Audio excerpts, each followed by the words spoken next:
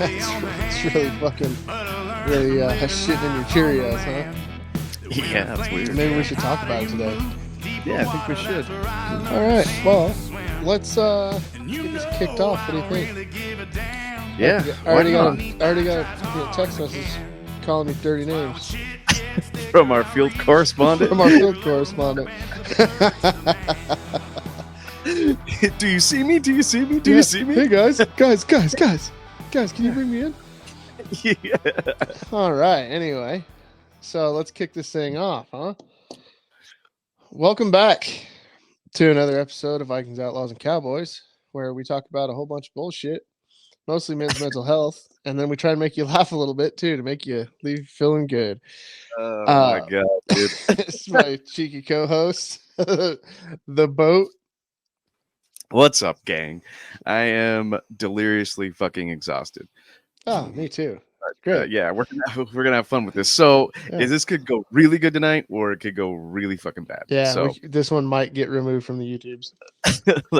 we got to flip the coin of this. Actually, the last one might get removed because of our Smokey the Bear ad that I didn't pay for. So it's free advertisement. What are you talking about? I don't know, dude. It was weird. It was giving me some glitchies, but we'll see how she comes out tomorrow. It's not even out yet. I can't wait to see that one. No, I think you know, we're getting back on track, as a Jarl's mentioned many times. But I have to get back on track myself too. So you know, making sure I got time to edit, get stuff going. We're almost there. We're almost there to like release like every Wednesday. I think that'll be. It's a Wednesday thing now. It's a hump day. Might be it's a hump day. Yeah. All right. Hump day. All right. Well, I guess let's do a quick overview, and we'll jump into it. Maybe we'll bring our cheeky field correspondent in, because he's already pissed that he's out right now. Do you see me, guys? I thought we were doing this together tonight, guys. Yeah. So we got the fire report as usual. We'll figure out who's on fire and what's on fire. Oddly enough, we're gonna find a fucking pen that works. That'll be cool too. Yeah. Then we have our men's mental health. We have, well, it helps if you go to the right one, right? So we have the fire report, and then we have men's mental health, drinking, how it can impact you. We're going to talk about FOMO today, fear of missing out, the impact that it has. We're going to talk about abandonment issues. So that'll be fun. I think our field correspondent's going to do awesome with that. And then we'll get into the conspiracy corner. We'll talk about some ice wall stuff. We'll talk about, can the blood make you younger? We didn't have enough time last time, and our field correspondent's all kinds of pissed off and feeling abandoned right now. So why don't we bring him back in before we cause permanent mental damage? He freaks the fuck out. We put baby in a corner. Oh, hey guys! There he is. I'm glad to see you guys. Our trusty dusty field correspondent. I don't have FOMO, and I'm not abandoned. That's going to be your field correspondent name, is Trusty Dusty. Trusty Dusty. He's getting this picture in the frame.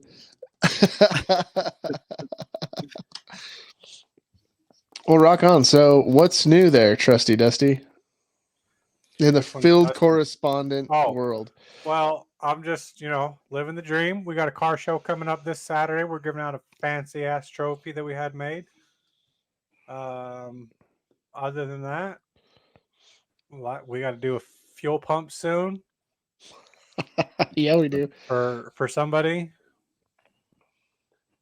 That shouldn't be too bad, though. Things have been good. Things have been peaceful as much as they can be without, going into detail. But things are good. Well, that's good. It's good to hear. I, myself, am going through an emergency right now. Not a bourbon?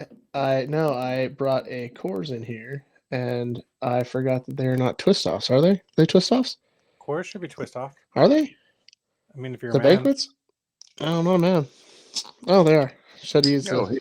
How to use the. I'm drinking water for the first little bit because I've been drinking prior. All right. Well, I got Coors But I got and iced some- coffee. Proper 12, just in case. That's Proper good. 12. Damn. Hey, there was no more That's like JMO the left. smooth version of Jameson. I disagree strongly. What are you drinking, Boat? I'm going with the tequila and Canada Dry tonight. Ooh. Oh. Yeah. Wow. You're Going like to trying to, the hometown. you're like trying to fuck your stomach up and help it at the same time. Is that fruit raspberry? splash. What are you- Fruit splash. Yeah. That's some Cherry- fancy shit. Yeah, cherry That's what they ginger used to. ale, zero sugar. That's It's what they not- used to call Rob in college. Was the fruit splash. Didn't last very long though. The splash was very minimal. He wasn't in college long. He was more fruit than splash. I do have to bring up a quote. The only reason why we have a field correspondent now is because of the quote that he left us with last time, and that was he's only been a parent for as long as they've been a kid. You know, that's if he spouts off some more wisdom like that, I think we should probably have him back on again. That's I got pretty a little heavy. bit of wisdom. Once, like every 6 years. Well, it's going to be a while before you get back on then. Well, Oh. we'll see. I made it this time, so hopefully I got something. You got a fucking dart in your neck? Dude, yeah. What the fuck is going on with you? Yes.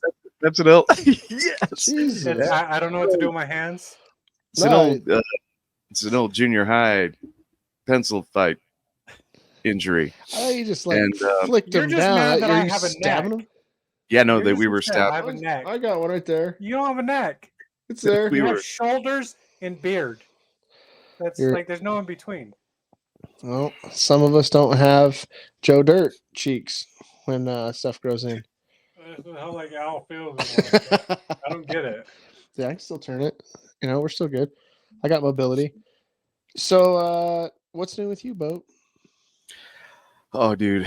I am. It was a rough weekend. It was long. Well, Saturday Remember night. the text and Sunday. messages. Yeah. Yeah. And 3 in the morning, asshole. that was 3 in the Yeah, we're gonna have to talk about 3 a.m. friends real quick before we get into men's mental health because 3 a.m. 3 friends a.m. are friends when it's like it's emergent. important, It's Emergent. emergent. right? Yeah, not sending when it's videos like a Not 2 important, minute long. and it's just like, hey, y'all want to party at 3 fucking a.m. Yeah, and I'm with 2 hours south in fucking Fairview hanging out. yeah, I'm 2 hours north, and he sends a 3 minute long video of just his zenny, a bottle of water, and his drink.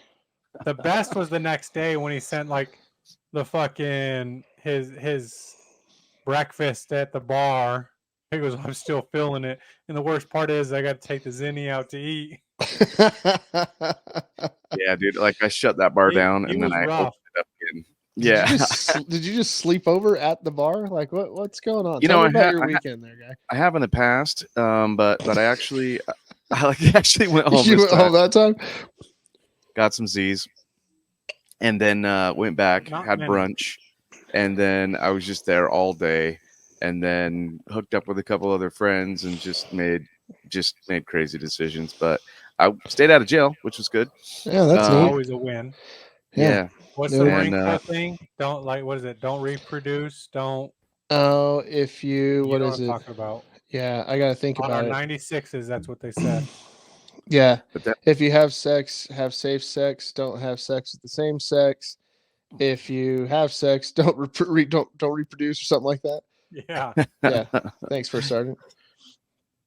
No. yeah, but I All made it about the home underground. in time to get my work done on Monday, and here we are. All right, and we're back. Yeah, here we are. And we are back.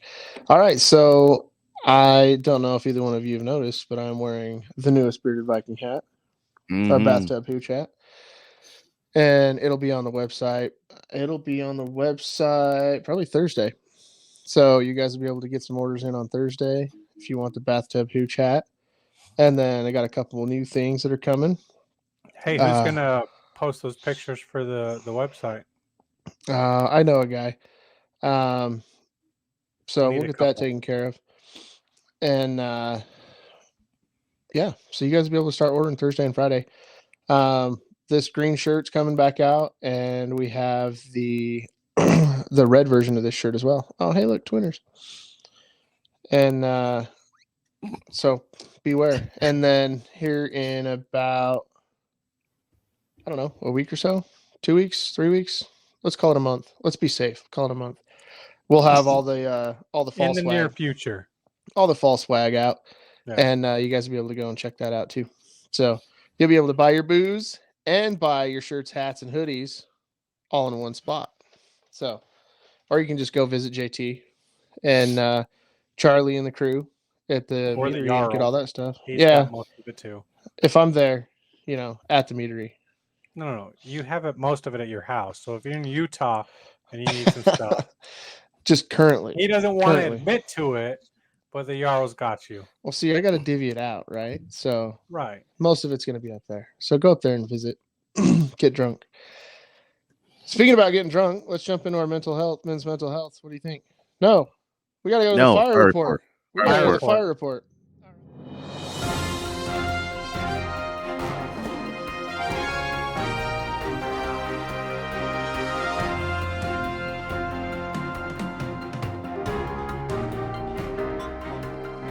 All right, let's check it out. I got this thing up. It's just burning. Oh, shit. Spectacles Wow. tactic. Oh, I didn't know we were breathing out the old age. Holy shit. I told you, man. He's got to be able to read. Hey, let me zoom in on this fire report. Hey, good news, guys. Utah's still not on fire, so we're all safe. That's good. Yeah, What about Montana, you got a couple on the back burner. Nothing by us though. Nothing by Oh, us. that's all that matters. Yeah, so we're in good shape there. Idaho, guess what? You guys are still fucked. Wyoming, you guys are starting to light it up a little bit. And Is there one in the hills back there, by the cabin? no. Wait. No, that one I still gotta far pause this. too far I gotta north. pause y'all for a minute. I've known Boat for quite a while. This is the first time I see him throw on spectacles. Oh, that's his reading glasses. It's my reading So- glad, dude. I had to get readers, and It threw me off for a little bit. I'm just throwing that out there. I'm sorry, man. When you have a weekend like he just had, you're gonna need your We're fucking lucky readers. he's here. Yeah, there's more that needs straightening out than just my fucking vision this week. I don't know whether that was a gay joke or It's an You never everything know. joke. What happens in the weekend stays in the weekend. no shit. Hopefully. Especially at those bars. Hopefully nobody took pictures. And Yeah, if you no. did, I want to see him. No, the old cabin land is safe, so we're in good shape there. Wyoming is keeping their fires up Oh. by. Speaking of the Away from cabin us. land, I haven't mentioned this to you, so everybody's going to get this the same time I was getting this. I got a photo shoot that's going to go on up there in the next month. Well, So, I guess we'll wait with With a bated few breath women. to see that. so Are you taking more models? Is that is yeah. this a cast? So have you? I don't know if you guys have seen it, like those Halloween posts where they had like the pumpkins on their head and the smoke in the background, and they're wearing like halfway nothing. who's All going right. to be Few who's people going to that be want to do sponsoring that, this? and you got to So do it if somewhere you're- private. Obviously, you can't do it on the middle of a trailhead where you got little kids walking by. So I recommended Al's property before mentioning it to him. Checks So, out. I might need a camera guy or a light guy. So I'm really looking forward to the dividends that I get paid for the Yeah. property rental. oh So yeah, the On that, It- yeah. you know I got you. I'm just throwing it out there that on the cast, everybody's now finding out the same time the Jarl is he's gonna have a photo shoot going on up his property that he did not know about. See how smooth that was? He tried to tell me in front of friends so I wouldn't get angry. Exactly, I know how he works. He's not all just red face. There's some Every brains. once in a while, I have a good idea. One of them is bring up bad things on the podcast where Al can't get mad. Well, we'll see if Rob's on fire next week. And I don't know. So who do you guys got anybody to add to the fire report here? I'd say I saw a clip of Trump earlier, and he threw out some fire there. He was in Michigan, and a reporter, tried to like hit him off guard, saying that, claiming racism or something like that, because I guess that's there's some. We're going back to that now. Yeah, there's Everybody's some calling him a racist again. Yeah, there's some supremacy groups up there that are unfavorable, and he just busts out. He says, who was here in 2021? And the actual reporter that was asking him the question, she goes, Biden. He goes, thank you, everyone. And it just rolled out. Just walked away. I was like, dude, that definitely deserves a fire report shout. What about you from the field correspondent? You got anything? So I got two kind of in the same topic. One was JD Vance's comment that he'd made recently about Harris. I don't know if you guys have heard it, but he was like, giving Kamala Harris control over inflation policy is like giving Jeffrey Epstein control over human trafficking policy. Nice. What is? And then he made a comment about the DC recently about Harris had 2 minutes to go over her victories over the last 4 years, and she had 1 minute and 45 seconds afterwards to go over everything else. Was it all in rhymes? So JD Vance, another Marine, possible next VP, is nailing it on some of his comments that the dude's coming up with. Dude, he's rapid fire. He's right. He's all over it, dude, and he's not afraid to talk you guys to saw, anyone. He showed up to the airport trying to have a conversation with her. Like they landed in the same area. On the tarmac, yeah. I did see that. Trying to talk to her, and so the dude's like trying to stir some shit up, and I think it's kind of funny. So I need to add Oliver Anthony to the fire report. The Richmond, north of Richmond singer. He sent a cease and desist letter to Harris's VP pick. That psycho was using the guy's song, so he sent him cease and desist letters at the rallies. So really, I didn't know that. So I thought that was pretty neat. He's still just the working man, just turning down all the money, not giving a shit, telling people not to use his stuff. Especially when it's, one of those Richmond, north of Richmond scenarios. And I thought that was pretty fitting for the fire report. Yeah, that is. That's very nice. Yeah. Yeah, so that was neat. You guys got anything else for the fire report? Yeah, that's all I got tonight. I like where the fire report's going lately. So let's fucking extinguish this motherfucker then. Let's save some bandwidth. Let's make sure we don't get choppy here. All right. Well, let's jump into men's mental health. Before we do, let's take a quick break and hear from the sponsors real quick, and then we'll get back at it. Roll tape. Hey, meatheads, meat maidens, beardos, and everyone in between. The boat here for the Bearded Viking, reminding you that our mead is a new go-to drink for all occasions. Poured out of the fridge, over ice, in a cocktail, in a slushie, or even heated up on a chilly night to warm up. Any way you pour it, you won't be disappointed. With front port shipping available in over 40 states across the U.S., Bearded Viking Mead Co. gives you the freedom to meet up anywhere, anytime. So snag your bottles at beardedviking.com, gather your crew, pop the cork, pour them high, raise your glass, and shock 'em always, gang. All right. Let's get back at this. All right. So thanks to our sponsors. We'll jump back into it. We'll jump into men's mental health now. The fire report's done. I'm sure that we'll have some more heaters to lay down a little bit later. It's so easy. It's so easy with fire. I cannot.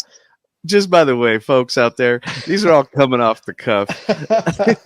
He's not practiced any of these fire puns. I have written nothing down. All right. So, I think we have the perfect guest for this right now, too, is drinking and how it can impact the mental health. Good, bad, ugly. So we'll jump over to the boat since he had a hell of a weekend. And so tell us about it a little bit. Tell us about how how drinking impacts you and your men's mental health, your man mental health. My man, mental health. It, not great. Not great. Oh, there you have it, folks. Let's wrap this thing up. That's the end of the Cheers, podcast. motherfuckers, and It's great. Thanks for being with me. see you guys. It's been real. I think you know, I guess my thing is I think it takes more of a toll on just men in general and myself, more than we'd like to admit. And you know, we all make an effort to take pauses, you know what I mean? Take a little bit of time off from drinking and this and that. And I guess like, weekend rallies, sometimes they're good for the soul and sometimes they're just hard on the body, you know, especially when we're getting older. And I would say that that's probably the where it gets me, I guess, in the men's mental health department the most is that it's Right in the men's mental health department. right. Dude, because sometimes I regret it, you know what I mean? Like I'm having fun in the time and I'm having fun with the people and all that. And I love my good time drinking friends and we all have a good time. But, sometimes I do regret it because like maybe I was supposed to, get some laundry done that I didn't get done, or get some yard work done that I didn't get done, or get some work done, that I didn't get done. And that kind of weighs on me a little bit, I feel like maybe like I let myself down by, just wasting a day in bed because I can't function because yeah, like I said, man, it gets harder and harder to manage the day after, when you get older. So having a good time sometimes isn't a good time the next day is what you're saying. Yeah. And you don't think about it in the moment, and I think that like I said, sometimes it's really good for the mental health, like when you have a day to burn, but lately there's just no days to burn. Like, you know what I mean? Do you use the day to burn on the back end or the front end? Usually the back end. So like you wait for the day to burn and then you're like, shit, I gotta wake up for work. Well, no. I mean, like say it's a Saturday, right? And maybe there's some things that I wanted to do on Sunday, but we get to going pretty hard on Saturday, and I usually try to do it like at least after 12, so I'm not just fucking up the whole day. You know what I mean? But the next day is like I don't want to do shit. You know what I mean? Just want to lay around and eat. And just to give the podcasters a little peek into Rudy's Sundays at around 1:52 p.m. That's what I get sent to me. Breakfast is his breakfast at the bar with his marbles and his Zin, with a comment that says, "The only downfall is that I got to take the Zin out to eat." So that's how bad his weekend went. To give him a little sneak peek. The nicotine was important. I mean, it wasn't a bad time. It was just a long time, It was just a little painful. Well, and it was the thing was too is like I started out with one group of friends, and then like the group of friends as I was just at the bar just kept kind of turning over. You know what I mean? So then another group of friends come in, then another couple friends come in, and stuff like that. So like it was just like go, and I'm getting too old for that. So shit, like you man. didn't take any opportunity of friends leaving to just leave? No. Okay. All right. Not at all. So there's like a responsibility thing that comes in there too. It's definitely lack of self-care. That's for sure. I mean, I got a shower in, but at the same time, it didn't last long. Still felt dirty. Yeah, super dirty. I mean, when you spend like 16, 17 hours split into like a day and a half. Holy shit. You're the oldest one here, guy, and I don't spend 16, 17 hours. Well, I mean, like I said, I was there for like 4 or 5 hours the night before watching the fights, and then closed it down, and then got up and like was there by 11 again, and then just was there until like 4 or 5 until we switched venues. That's why he's got his reading glasses on. He's having focus issues. So what about you? More than one way. What about you, Murph? I mean, as far as the weekend, mine was nowhere near his. I was down in Fairview in a cabin by myself for the weekend, and it was peaceful and no alcohol and nothing. But I mean, as far as like alcohol for men's mental health, I feel like there's definitely a benefit to it to an extent, as long as it's not pushed past the limits. I mean, and Al knows this, especially coming from military guys, where that becomes their crutch to life. Now, I think it's a good thing if you can find a balance and you know, with the guys here and there, with the groups, but then during the week, you're like, all right, I'm not drinking. But when it comes to the point where that's your way of dealing with life and the world around you all day, every day, it's too much and it's not recommended. Like if that's where you're at and if that's how you feel you need to be, like reach out to one of us. And I mean, especially these two that I'm on here with, like they'll be the first ones to sit down and have a conversation with you and be like, look, dude, we're not drinking. Let's just have some water. We'll hang out. We'll go do something. That now they'll also be the ones like, no, I'm good. Let's drink. Then they'll be like, all right, let's drink. And then they'll be there till 4 in the morning. That's they never can be happened. either friend, but like if it's a problem and it's a constant thing for you, like reach out to some people. Like it's don't let that ruin your life. If you control it, like we joke about Rudy here and his long weekend, but the man cannot drink all week long and not think about it. But then his weekends are fucking like a 21-year-old kid in college. Oh, it's because all of his friends are 21-year-old college students. You know? Exactly. So... Well, there is that. They have such a good time, though. They're such a good time, guy. Are you wearing a Counting Crows shirt? I am, dude. Holy shit! You know, I'm bummed out because I'm wearing it because of they were supposed to come with Santana, and then the show got canceled. I'm not sure why it got canceled. I think it might be that what Live Nation thing that's going on. They're getting sued for having a monopoly on all the tickets everywhere. Oh, that's cool. Yeah, I hate those guys. Are they really? Yeah. Well, yeah, and I got tickets for super cheap, and I was super stoked, and I was going to take the girls and stuff, but yeah, they canceled. So, but I'm still repping the Count. So it's Crows. just kind of an effigy. Yeah, So, kind of. Not to interrupt here, but speaking of canceling concerts, have you heard the most recent news on the new Swifties? The new Swifties. Taylor Swift fans? No. Well, I know who they are, but I haven't. So there's a couple shows that were canceled recently because of some terrorist threat. Oh yeah. Have you heard about that? Yeah, it was in Prague, right?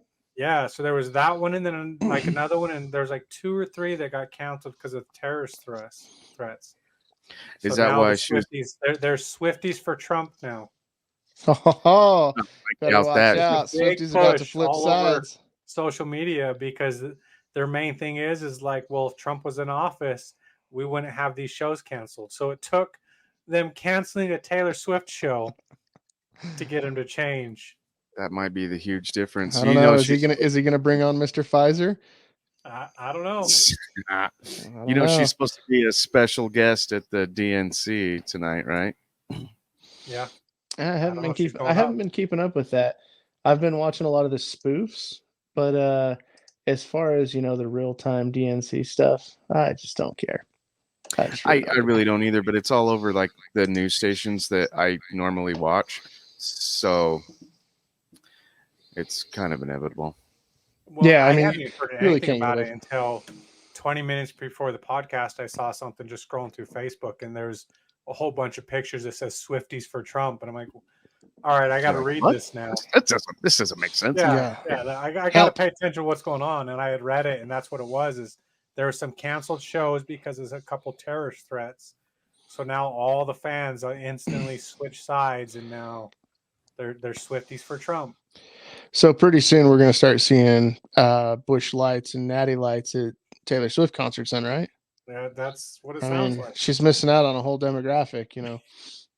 Still not gonna change it, make her dancing any better. You probably not. Or her Yeah. songs about everybody is a breakup and she never finds the right guy. Until she found Mr. fucking Jab himself. But, you know, I'm curious whether he even got it or whether he just took their money and ran. But you never know with that guy. You know, bringing the drinking thing back up, I think that if I drank enough, my men's mental health wouldn't suffer listening to Taylor Swift songs. Just How throwing much that out there. T Swift do you listen to, fella? None. Oh, None. okay. That's what I'm saying. Is it might actually be able to cross the radio without me having to turn it off. But Touche. yeah, so Rob brought up a good point. When it comes to drinking and everything, you know, it was and still is, I'm sure, very much a extracurricular activity of, you know, military and you know, current military, and it's always veteran, right? But I think that it's important, right? You know, like you said, that it's not used as a crutch and that you can, you know, control it and make that decision or have the people around you to help you make that decision that, hey, maybe I need to slow down a little bit. Maybe things are getting a little bit out of control. And I think it's important, you know, kind of as we talk about this topic, to be able to accept that from the people around you. And because I know that, you know, when you get into, you know, alcoholism and addiction and things like that, obviously you're not seeing it from the outside, you're just seeing it from your perspective, and everybody's being mean, right? Telling you that you should probably stop. Just a bunch of meanies out there.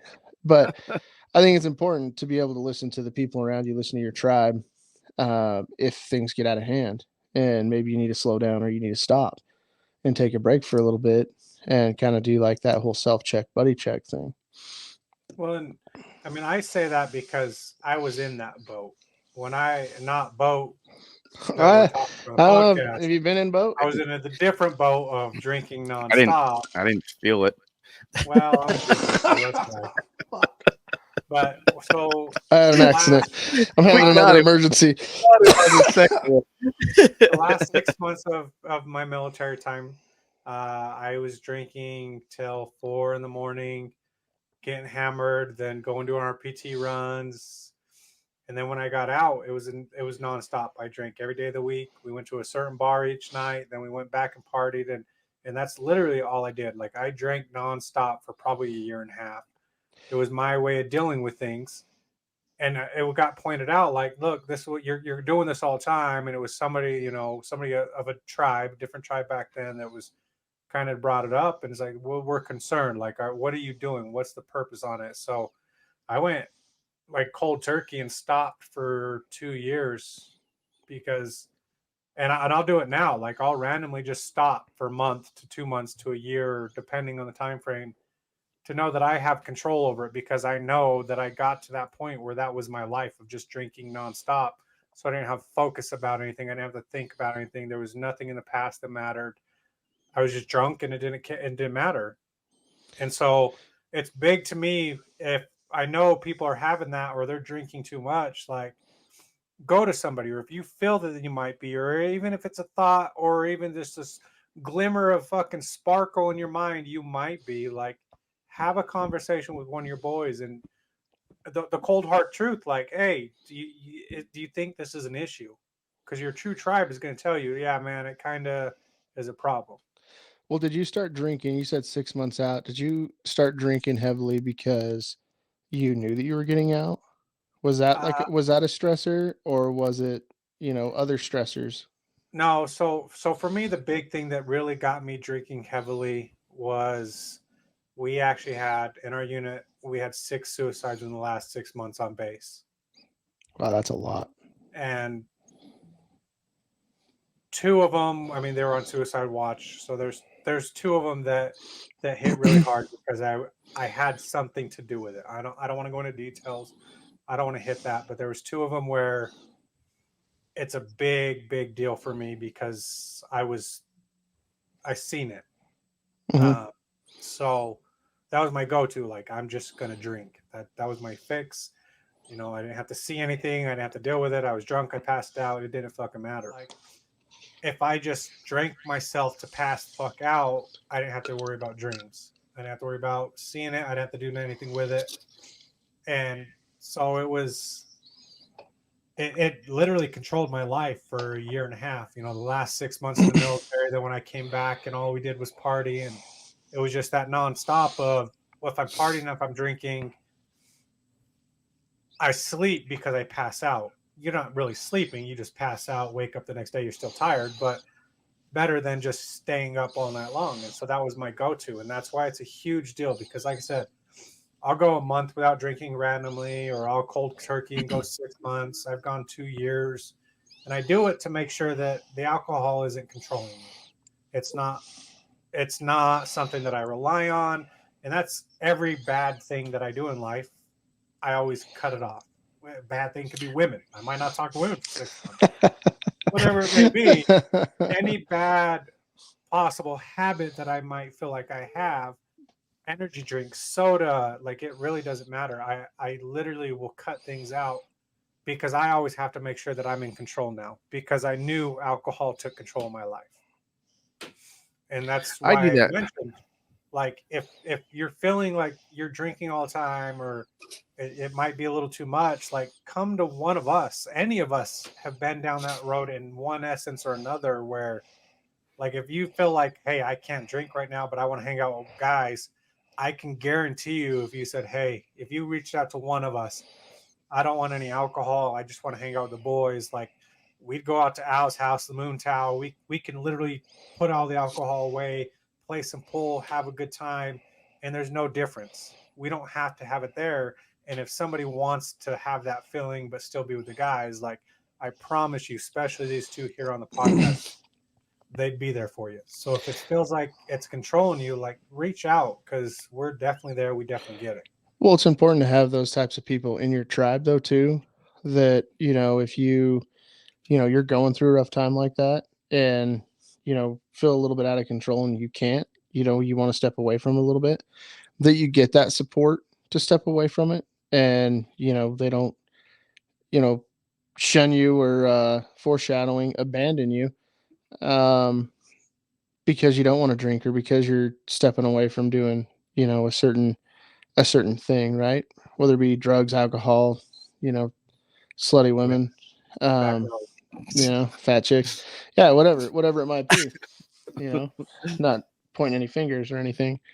But yeah, I think doing the self check is a big thing, especially if you're trying to do the self check and you can't get through the day. We'll just use alcohol as an example.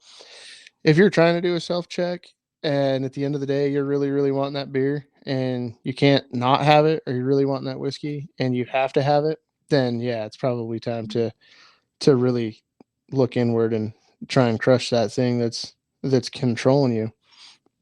And, like, just to add to kind of what I was saying is there's a difference of when, because I mean, we all drink, all three of us drink, we have a good time, but we know our limitations. And I know I've been to that point where I didn't. And so I'm at a point now, because I do enjoy drinking with my guys, having a good time, hanging out at the bar, club night, it doesn't matter, having a few drinks. But if I don't want to drink, there's no pressure. I've never had, nah, I'm not going to drink. Because there's been countless times where at the bar, I'm just having water. Oh, okay, you're a bitch. Yeah, probably tonight. Okay, then they leave Yeah, it it's at another that. bitch. It's not Got an pushed. early It's casting not call. anything past that. Like, if I say I would just want water, or I'm not drinking tonight, like, I'll get a little slack right off the bat. But it's not pushed. Like, no, come on, have a shot, have a shot. There's no pressure with these guys. And if you have that with your people around you, to where if you don't want to drink, yeah, you might get a little bit of slack, but not enough to where it's going to push you to drink. Yeah, And now where it's you need to have that requirement. Yeah. Well, and I think that too. I think it's really important to, as we're getting older and stuff like that, is to realize that a lot of times, especially like when Rob said, you know, coming out of the military, you know, you're in this kind of state of depression, and you know, the alcohol doesn't help. It doesn't bring you out of it, where you think, you know what I mean, the good time and the numbing is going to help you, I guess, deal with it, but it doesn't. You know what I mean? You don't ever get to sit down with your feelings and actually just kind of confront the situation and deal with it in a healthy way. And I think that the biggest problem with that is, you know, that constant cycle. You know, you're drinking because of depression, and then you're getting more depressed because you're fucking drunk 6 days out of the week, you know, and you don't know why you feel like complete garbage. Yeah. You know what I mean? It's probably because I drank for 6 days in a row. Yeah, and you get caught in that cycle, and I think, like, you know, we've said it's important to do the self check and the buddy check to make sure you're not getting stuck in that cycle, because it's really easy to get into, but it's really hard to get out of. Yeah, it'll go really, really quick, and it'll take over you really, really fast. Yeah, there's definitely been times, even on the podcast, where I'm just like, man, I am not feeling like drinking tonight, but I'll get highly caffeinated and highly nicotined, and we'll rock and roll. You know, it's one of those things that I find too. It's funny with golf, right? You go out and play golf, and you're like, oh fuck, how do people do this sober? You know, yeah. Guy shows up with Arnie Palmies and starts shotgunning. Leprechaun. It was a whole thing. Yeah, that's something we're gonna have to make a tradition or something out of. But yeah, like that. Because I think all of us have those different things that we do, activities that are like drink inducing. You're like, man, can I do this without drinking? And golfing for me is really hard to do not drinking, because then I just think about golf too much and what I'm going to do next. And it's probably just going to be, I just psych myself out. Right. So yeah, that's kind of one of those things. It's like, damn, I'm going to have to try that sober and see how a whole game goes sober. And yeah, but some of those activities just fucking suck. One completely star would sober. not recommend. Yeah, you know, I mean, John Daly doesn't do it, so why should I? You know what's funny is, and I know it's been brought up a few different times actually on the cast, back when it was JT and Jarl. It's been when it was the boat and the Jarl, is even the meetups. Like, come to the meetups. Nobody's going to push you to drink. You know what I mean? If you want to drink, great. We'll have a good time with you. We're going to drink. If you don't want to drink, we're still going to have a great time with you. We're going to drink with you. Like, it doesn't matter. If you don't want to drink, there isn't a person in this group, in this tribe, anybody that's part of the meetups that's going to push anybody to do it. Still come out, enjoy your time with the guys. Boat and I got in a long conversation at the bar with a guy we had just met, and stayed probably an extra 2 hours. And it just happened to be another ginger that wasn't me, that we had just met. I remember that night. You know, we talked about the ledge for 2 hours, but it wasn't about drinking. It was just, he happened to be there, and it was right place, right time. Yeah, it was. So, well, I think it's one of those things too. Like, we always give the boat shit because just random people like to come up and start talking to him. But I think it's one of those things, especially in a bar setting, or I guess a social setting, maybe not even a bar setting, but just a social setting in general, where a lot of times if you give people the opening, they will just start talking. And they'll start talking about shit that they're trying to get off their chest or that's bothering them, just if they run into a group of people that are not being assholes and that are just willing to kind of just chill out and sit there and listen. And you really don't even have to be given feedback, but just be willing to sit there and listen to the story. And a lot of times that's enough to just help somebody or save somebody from doing something stupid. And I don't think that a lot of people recognize that or realize that. But it's very important, and hell yeah, it can be inconvenient. It can bring your time down. But I think it's important to realize that, yeah, it might be inconvenient, it might bring your time down. And, might bring your level of fun down, but you really could be having an impact on that person that you may not know that you're having. You know what I mean? Yeah, and I think Well, that that's kind of a thing that a lot of us don't realize, is that you're having, you're having a bigger impact on somebody than you're giving yourself credit for, just like you said, just by listening. Just by being there. And one thing, especially, drinking with Al, drinking with the boat, and, just drinking in general. Al's kind of like me. He has those hit or miss times where sometimes he's easily approachable and people can go up to him. And then other times, like, he kind of has that asshole face. Ain't nobody want to approach him. That's me too. Like, I typically am not an approachable person. And normally, especially drinking, I'm going to be friends with everybody. It don't matter. And they're going to know Sober's a exactly where different you story. are because you're yelling. Yeah. Sober's a different story. Sober Yeah. me, I'm like, I'm by myself. But the boat always has that approachable personality. Always. Sober, drunk, hammered, it doesn't matter. This man can be approached by anybody. He literally, somebody will just walk out the door and they see his smile and they're like, "Hey, how you doing, buddy?" And I'm like, "All right, I guess Like, we're gonna be who friends with them the tonight." fuck's that guy? Yes, Does he we're gonna know? be here.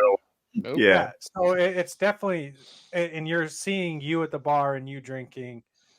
You definitely have that look, you have that personality, and that's not a bad thing. Like, you're an approachable man, like, you're a good time, sober, drunk, it doesn't matter. And that's a good trait to have, especially being in a public scene where somebody can come up and just feel like they can just unload on you.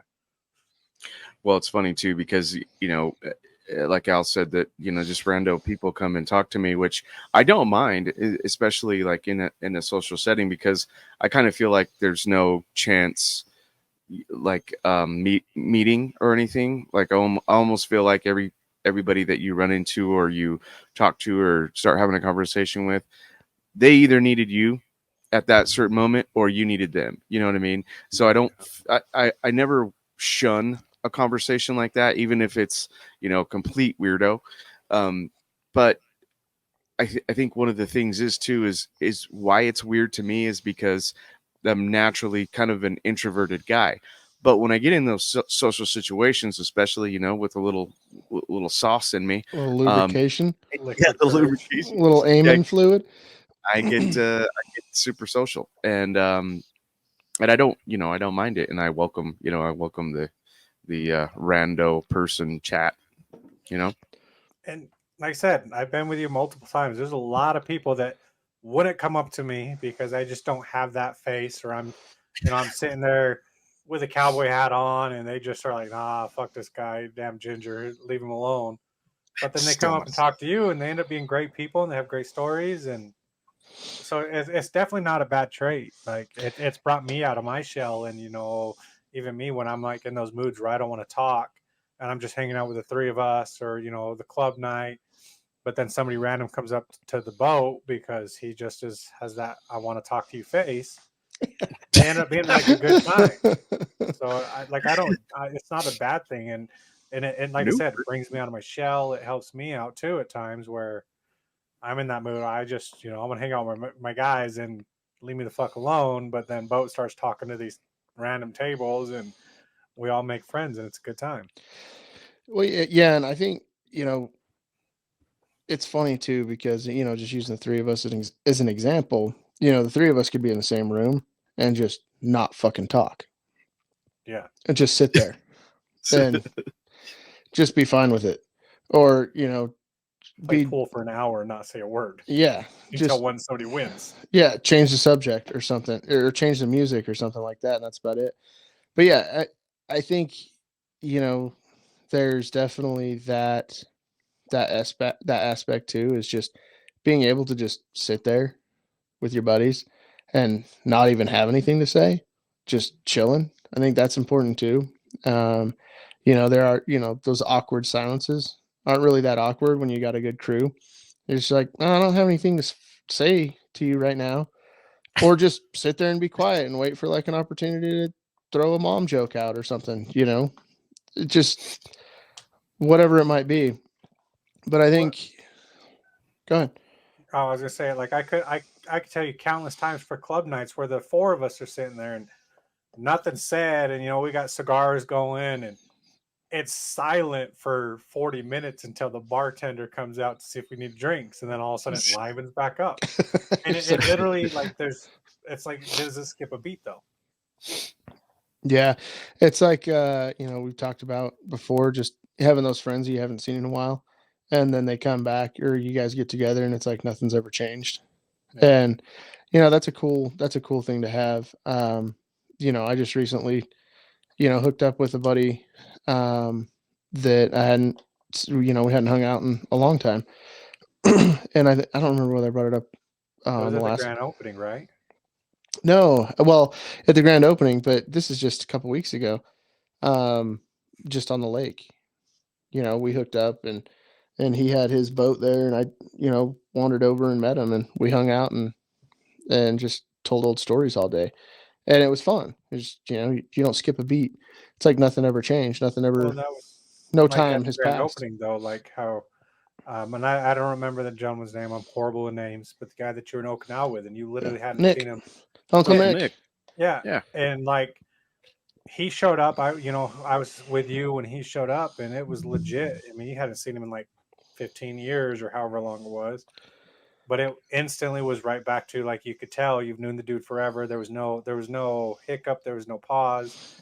It was right back to how things were. And that's kind of the personality you have around people that are close with you. Is I could talk to you every day for a month and not talk to you for 3 months. As soon as we're back together, like, it doesn't matter.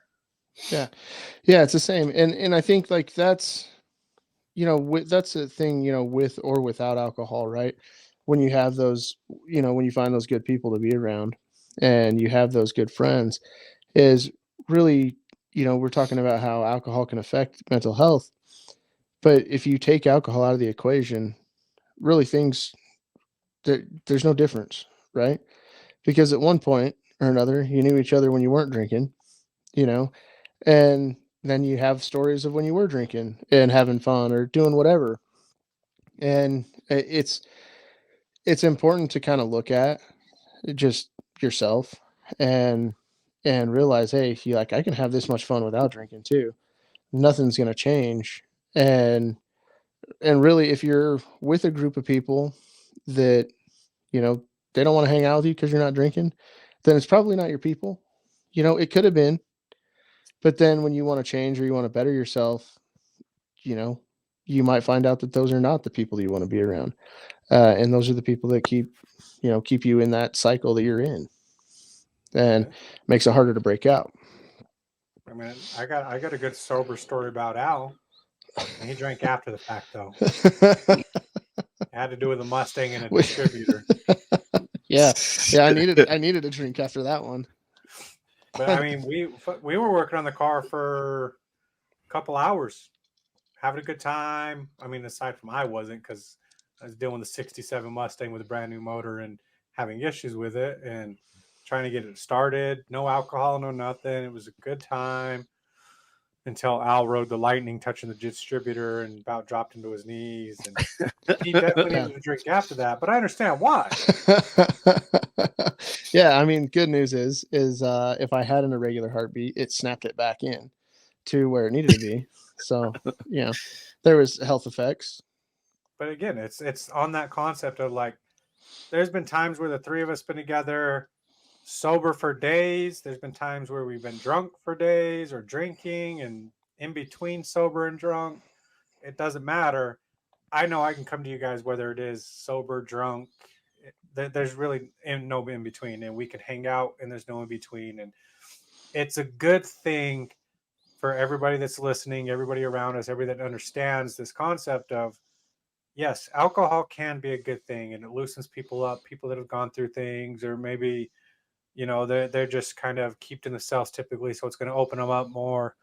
There are good benefits to alcohol, but you have to make sure to have a balance on it so it doesn't run your life. Yeah, and I think,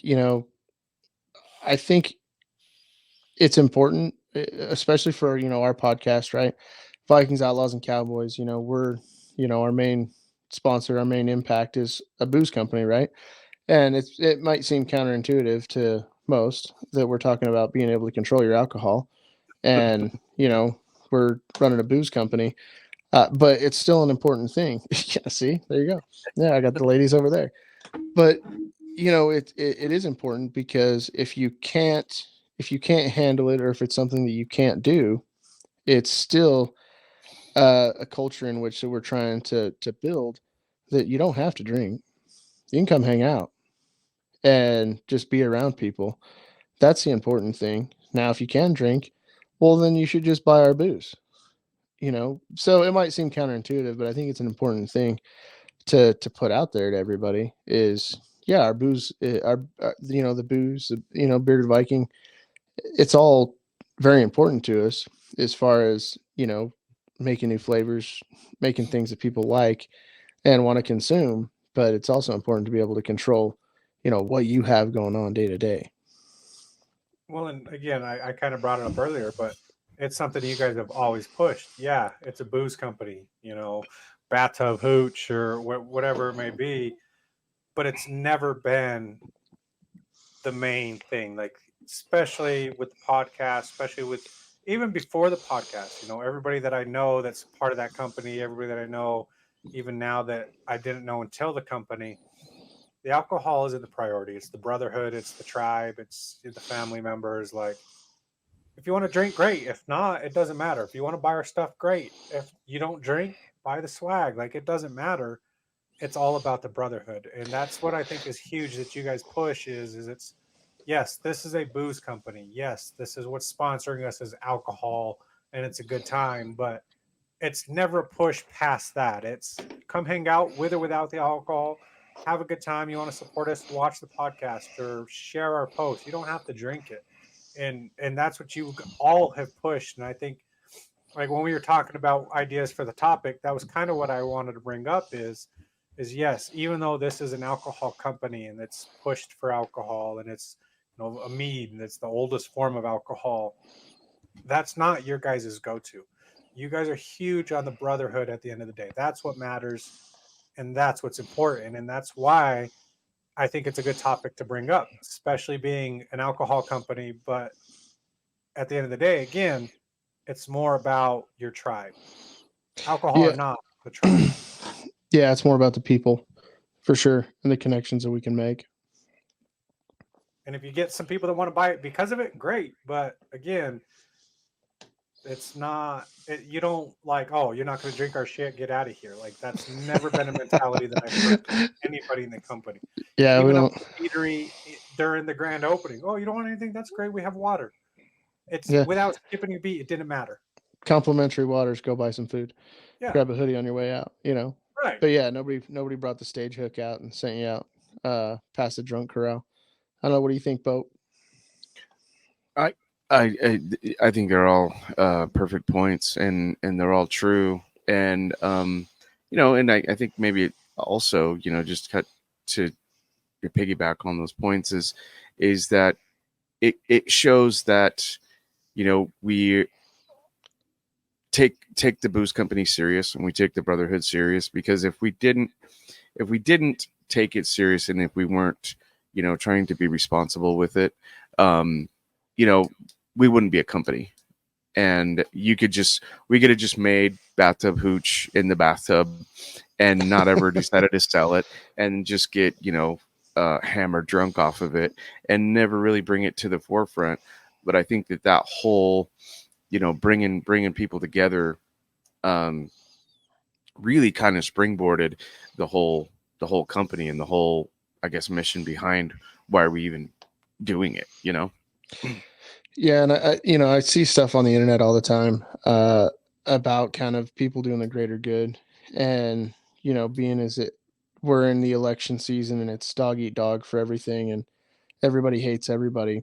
Ultimately, when you look outside of politics and the bullshit that's going on, you actually see Americans doing very American things on the day to day. Like, if you go into a restaurant and you open up your eyes to a little bit more than just what you're doing, you're going to see some good things happening. There's plenty of stories out there where people are paying for other people's dinners or paying for a homeless guy's lunch or something like that because it doesn't have any money or whatever it comes. I saw one today.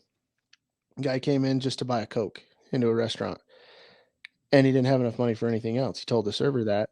Well, before he knew it, there was a bunch of people that were lining up to hook this guy up with a decent lunch and, pay for his Coca-Cola Classic, and that's the type of stuff that really America is kind of all about, is helping everybody. And if you kind of get outside the politics and the bullshit, you're going to see a lot of that stuff. If you just go outside and pay attention, you will see stuff like that happening all around you. And Yeah, fully agree, neighbors helping neighbors. Yeah, I fully agree. If you stay off of social media, the politics, the mainstream media, if you just go out in your neighborhood or to the stores nearby you, it's insane how united we really are. I mean, if you look at everything else online, it's like, oh, America's so divided. But if you're actually out in society and you see what's going on, it's insane how united we are. Yeah, maybe once it hits social media and the internet, all of a sudden that divide just jumps through the roof. But it's really not that bad. Like, there's so many times that you see people helping people just because it's the right thing to do. well, and even though we're on the topic of booze and men's mental health and everything, it still is a factor, right? If you go to the bar and you're hanging out with people in a social setting, your immediate go-to isn't who you voting for. It's it's just like, hey, are these people cool? They're hanging out. Like, if I go bullshit with somebody at the bar, that's not the first thing we bring up. We're talking shit about sports or just shooting the shit, and it really doesn't come up. And by looking at people, if you're at the bar, most of the time you could draw the line where people are, but it really doesn't fucking matter because they're all there just having a good time too, and drinking because of whatever, because they want to have a good time, or somebody in the corner drinking their sorrows away. It really, it's a social lubricant, and like we've said, it's important to be able to check that. And if you're going out and having a good time, there's really no reason to bring politics or outside bullshit into it. Even when it is brought up, I could tell you countless times. Like, I'm normally in grunt style shirts, or my company, We the People Are Fed Up. I'm covered in tattoos that are, military and law enforcement. I have a certain look to me. And you know how many people like with bright colored hair or clearly is opposite scale of me, and they'll walk up and have a conversation. Oh, I love the tattoos. Can you explain what it means? And it's never, whether it be people that, I've got an AR-16 or M16, whatever you want to do, the typical combat boots, fallen soldier tattoo on my arm. I've got Semper Fidelis. I've got some obvious tattoos that I probably lean one way. It's pretty given. And I do sales in and out of people's homes, religious people. It doesn't matter which side. And how many times it's never been, oh, well, you have that on there, get out of my house, or they don't want to have a conversation with me because I have tattoos. It comes up like, no, I really like your tattoos. What's your meaning behind it? What's this? And the conversation and what it even brings together that way. It's just, it makes what you see online embarrassing, because that's just not where it is. Yeah, it's pretty incredible how that works out. Well, before we get into our next topic, should we take a break? Should we roll some shit? What are we gonna roll? We should roll some shit. All right, we're gonna roll some sponsor shit. Hey, and if you want to be a sponsor, I don't have any shirts tonight, so yeah. Well, we're not gonna roll that tonight. Well, maybe we'll put your face on it and just roll that one day. But if you guys do want to reach out and you guys want to sponsor the VOC podcast, you guys reach out and we can get you on as a sponsor too. That way you can see your banner rolling across too. So there's a shameless, not so shameless plug. But on that, let's take a break. We'll be right back. Hey meathead, the meat maidens, beardos, and everyone in between. The boat here for the Bearded Viking, reminding you that our mead is a new go-to drink for all occasions. Poured out of the fridge, over ice, in a cocktail, in a slushie, or even heated up on a chilly night to warm up. Any way you pour it, you won't be disappointed. With front port shipping available in over 40 states across the U.S., Bearded Viking Mead Co. gives you the freedom to meet up anywhere, anytime. So snag your bottles at beardedviking.com, gather your crew, pop the cork, pour 'em high, raise your glass, and shock 'em always, gang. All right. Well, let's get back at it. What do you think? Mic clicks and all. We're back. You know what's fun about all this is we are all actually pulling the newscaster and just wearing basketball shorts underneath this thing. I'm wearing jeans, We're not man. going to discuss wearing what kind of jeans? shorts I'm wearing. I The just took news- the jeans off, so the basement was hot. I was dying last week, so I was like, no, never, not again. Dude, if I wasn't wearing jeans, like I can't work like that either. Like I have to get dressed and like have pants on, have shoes on, or else I don't feel like I'm being productive. You know what I mean? Look, if I don't, 'cause it's too- if I don't it's have too- to, I'm not putting pants on. It's too easy just to walk over to the couch and take a nap. Once the studio's finished being built out, we all have to be like sitting at a table so you can see under the table that we're not wearing pants. Yeah, but you're gonna see my legs; they're real white. Yeah, we're gonna have to get a special light for your legs. I'll have to wear jeans. We'll have to turn on like the red hue to make you look tanner or something like that. I'm gonna get that. What is that like rub-on tan stuff that the women use now? Oh yeah, Hey, where the bottoms of your hands are just brown Yeah, I'm because gonna you rub it have all the on. Trump tan on the palms. You're gonna have to get the special gloves to rub it on your legs. They make a new one for men, dude. I hear it's pretty good. Does it smell good? Probably I don't smells know. like oranges and hibiscus. Probably smells like cedar wood. Oh God, I've had So enough of since that. someone didn't send out the topics, what are we working on next? I did send out the topics. You just didn't check your email.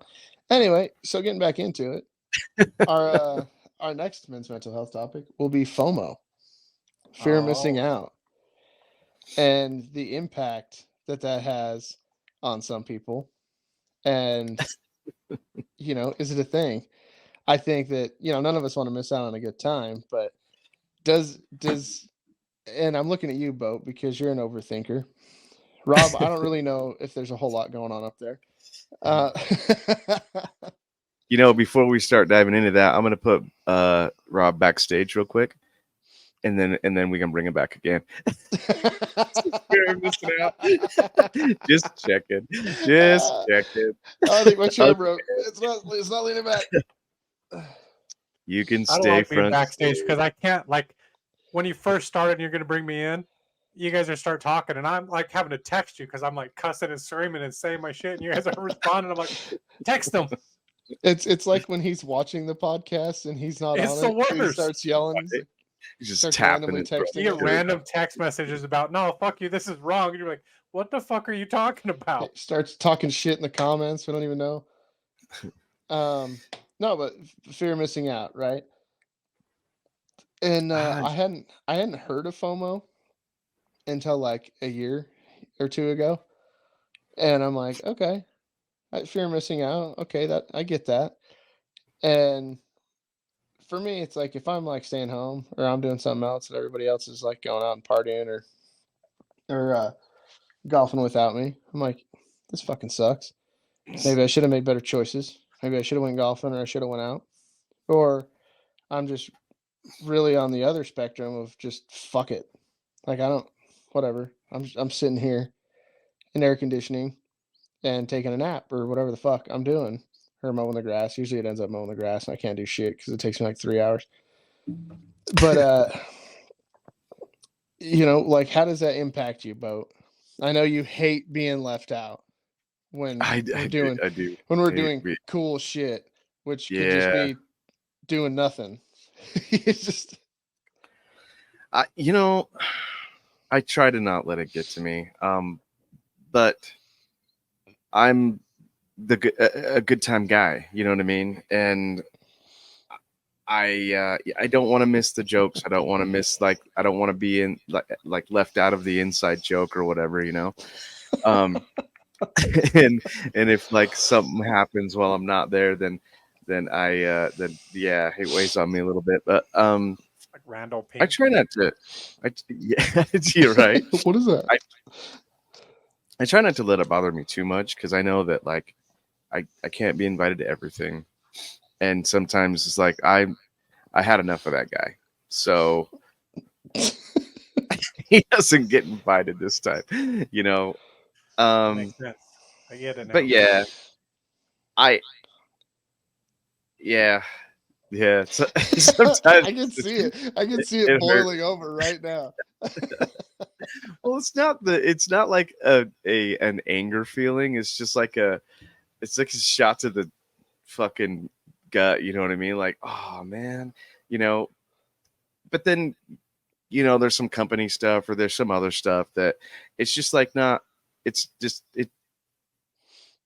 I don't need to be there, you know. And even like on when you go to date night with Justine, I'm like, what? We can't double? I can get a date. Can I go on date too? No, it's called date night for a reason. Leave your fucking brother at home. You know? You don't need him showing up randomly. Don't even tell him where we're going. Don't tell him. He's gonna find a date. We're and he's just gonna going. We come. haven't even decided. It's Yeah, we don't know where we're figured going. out. We'll know when we get there. Yeah, so you know, I was thinking about this when I read the agenda, and I thought, I don't really have FOMO, but you know, when it comes down to it, I do. I do. It's more of the sadness of missing out, not necessarily fear of missing out, but yeah, it's there, but you got to take the good with the bad though too, you know, because sometimes I have too good of a time, you know, and we're like, and like I I don't think, you know, I was like, how can you get enough of me? Like I'm so much fun. And I don't see that from the outside because I'm sure that there's, you know, it's just like, yeah, I need a break from him this weekend. And but the golf thing though too, I know I'm not as close as everybody else is out there to play at the club, but I do get a little bummed out about that because I never like to miss golf. Rob's FOMO's kicking in right now. Right now. But see, we got Robin on, so I invited Rob to go. It was a golf thing. Rob said he was going to go. Then he said he wasn't going to go, and then you got put in his place, and then he said he was going to go. So you got dumped out again, and Rob went. It was a good time. We went with two other friends, and we got invited to a golf tournament. Now, like, yeah. Now you got a shitty partner to golf for with. it. Now Bright colored, so I could find them. Yeah, now he's not going to miss out on that golf tournament, and That's we're good all news. getting matching shirts. So, Oh, see, Yeah. now I have FOMO. right? I love golf tournaments. Yeah, I love matching shirts too. That Yeah, matching are shirts $70. rock. Yeah, Oh, They're gonna be leprechauns. it's an expensive matching shirt. it is, but it's another golf shirt that you know, we can wear. at Yeah, other I mean, times. It's not like logoed or anything. That's not like their company logoed. It's just that's one of sad. the Sunday Swagger ones, which we're not sponsored by them. But if you're listening, Sunday Swagger, Send some shirts. wouldn't Send some suck. shirts. I'm an XL. He's an extra medium.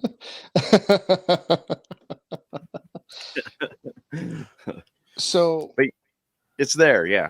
like, there's definitely been times where I picture Fred like a ASPCA commercial with Sarah McLachlan playing in the background when I'm like, With I'm the sorry. puppies. Yeah, I'm like, sorry, dude. Like, I didn't. It's not my thing, you know. Sorry, can't come. We got 4 people four people golfing already. You know, so it's, you know, I've pictured that a few times, and then Rob just sends you a bunch of hate and discontent. That's my FOMO. But yeah, so I mean, what about you with your FOMO? Actually, so for years, I just like I've always been content doing things on my own, not not going out with people because I never really had that tribe. But now that I'm with you fuckers and I hear, oh yeah, we went and did this, or I'll see you fuckers post something out golfing, I'll instantly text you. Wow, sick invite. So I must have missed now- that text message. now that I have a tribe with you guys, like there are things like, you know, and fucking Dirty Cole and the boys, and you guys are out golfing, and I get it. Like you guys don't have normal work schedules like the rest of us, so you can go golfing. We all get off Tuesday or early. Thursday in the middle afternoon. Some of us can't. So the invite's not there, but I occasionally will get like, oh, that sucks. That looks like it's a good time. But for the most part, like, because I'm so used to it, it's not a problem. But also on the flip side is because it's you guys, I'm going to give you the most shit when I'm not there. He just starts texting. And then sometimes when I am there and I'm half asleep and y'all are partying and you're like, are you awake? And I'm just like, I'm just ready for bed. And leave early and go crash on Al's couch in the basement. Yeah. Right? It's fine. He's like, well, I was there for most of it, though. So Yeah, I don't feel it this time. It was good. There was no FOMO there. No, it's funny. And it's kind of like you feel like that kid that got left out of the game of dodgeball sometimes.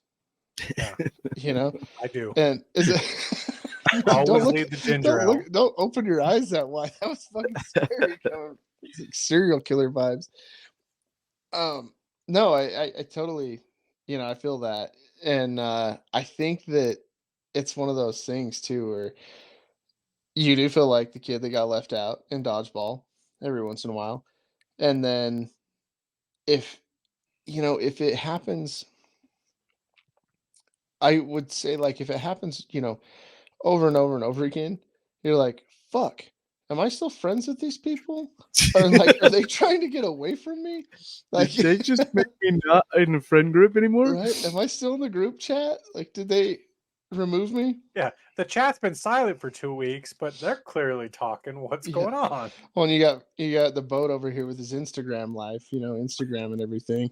He throws you under the bus so many times. He's one of those. I don't even know. And all of a sudden, I get a picture and y'all are golfing. I'm like, well, okay. I get it. It's Tuesday. I have to be at work, but fuck you both. Oh, you guys had time to golf 18 holes, huh? Yeah. Didn't have time to text me to ask me if I wanted to go? There's only 2 of you golfing. Looks like there's only 2 or 3 of you there. I could be in the 4th. You need a 4th this time, I guess? Or just a 3-man? I'll just ride in the cart. Come on, guys. Throw me in. I'll just drive the cart. No, so or like there was that time Cole was talking about some picture or some meme that was just this hot on the thread the other day, and I'm like, not on the thread that I'm on. You know what I mean? It's like, I've never seen that. Wait. You guys got a thread with Cole? You're on a thread with Cole. Not that one. Everybody has a thread with the tall guy. Or the one that recently with the Bond that popped up. I was like, oh yeah, I forgot about this group message. Yeah, see? Right. How active have you been on that one? No, and it's funny because there's like the group that we went to Nashville with, and there's a bunch of shit that always gets sent back and forth to the couples that went to Nashville. It's pretty funny, just shit like that. And so yeah, that's what Fred's talking about. There was something that was funny as shit on that thread, and he's like, oh, I'm not on that thread. I want to hang out. When we were cruising last Thursday, and I might have sent it to the wrong group that had Mom in there, and she's like, I'm not supposed to be in this, I don't think. That was FOMO on her part. Yeah, Mom had FOMO because she didn't have her hot rod out. Yep. Oh, so like it potentially, could have an impact on mental health, right? As far as we go, like our FOMO pretty much, starts and ends with like golf and just doing shit on the weekend, right? Because the guy in the middle of the screen golfs way more than the 2 on the outside. Way more. Hey, I got to get my money's worth, right? It's the end of the month. Wrong. I got to pay my dues pretty soon here, But no, and it's totally something it's funny. Just golf, I saw an Instagram reel today that said if you were born in the 90s or before, you're either getting married, having kids, or working on your golf game. And we're all hit that working on our golf game stage right now. Well, I you mean, know, You know what I think it is? Is last time I got invited to golf, I showed up dressed as a leprechaun, and I shotgunned 13 drinks in 9 holes. And ever since then, for some reason, I'm not invited.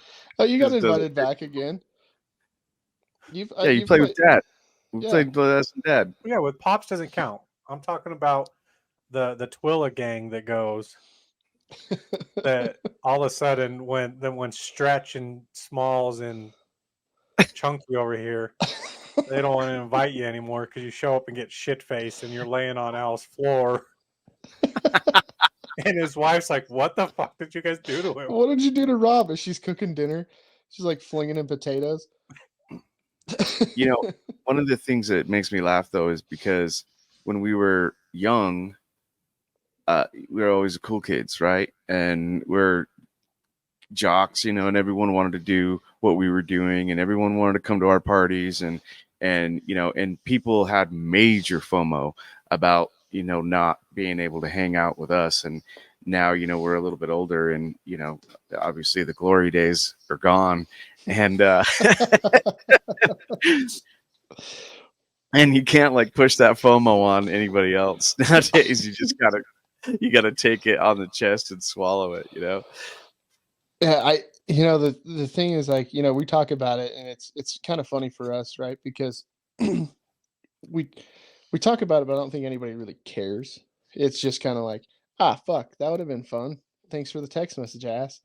Yeah. And that's pretty much as far as it goes. But I think there's probably others out there that it goes a lot deeper than that. And it starts to become a thing, like a mental health crisis, because they're getting left out of things, you know? And it's like, All the it's time kind of by funny. everybody. It's kind of funny, but it's not funny at the same time, especially for, you know, people that are going through something like that, Mhm. because they might not have that group of dudes or that good group of dudes that they're with, or group of girls, whatever. And it's like a constant, you know, or Yeah. those people that have, you know, those that people want to hang out with them for a certain reason. You know, there's a lot of groups out there that are, I guess, users, as far as people wanting to use certain people. And when it comes to a situation like that, where people only want to hang out with that one person every once in a while, and they think that they have this good group of friends, and then they only get called you know, once in a while, because they have something that somebody else wants. Mhm. That's when I think it becomes like an actual mental health thing or an issue.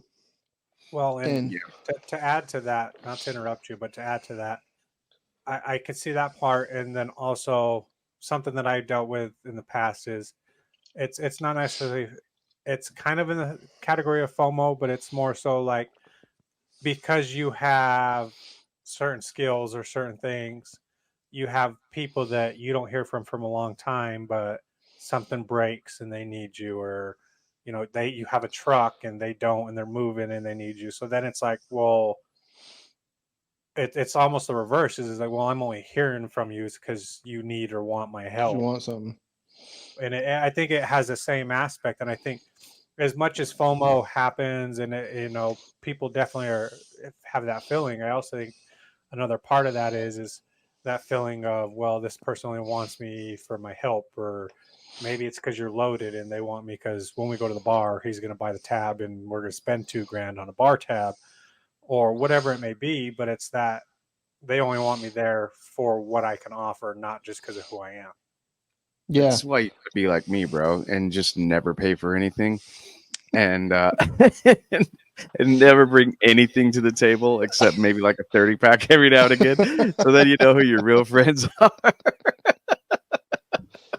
No, I'm going to need to try that. Al, Like, we're I going to the don't have bar. You're paying. No shit. I think I paid last time, didn't I? Yeah, but you made me buy my own food. I'm sorry. I didn't pay for nourishment. I paid for lubricant. No, but you bring up a good point. Those people that only call on you when you have something to offer, if you're mechanically inclined or you have a special set of skills. You have a boat. Hey, all of a sudden you haven't heard this dude for 8 months and summer hits.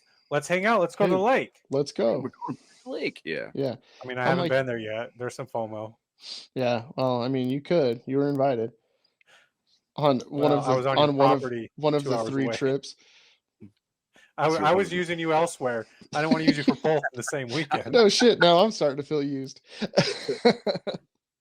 No, but and that I think that's hard for people because especially people that have never had, real close friends, and then they think they got, this, good group of people or a good couple of dudes, and then you only get called when, they need something or want something.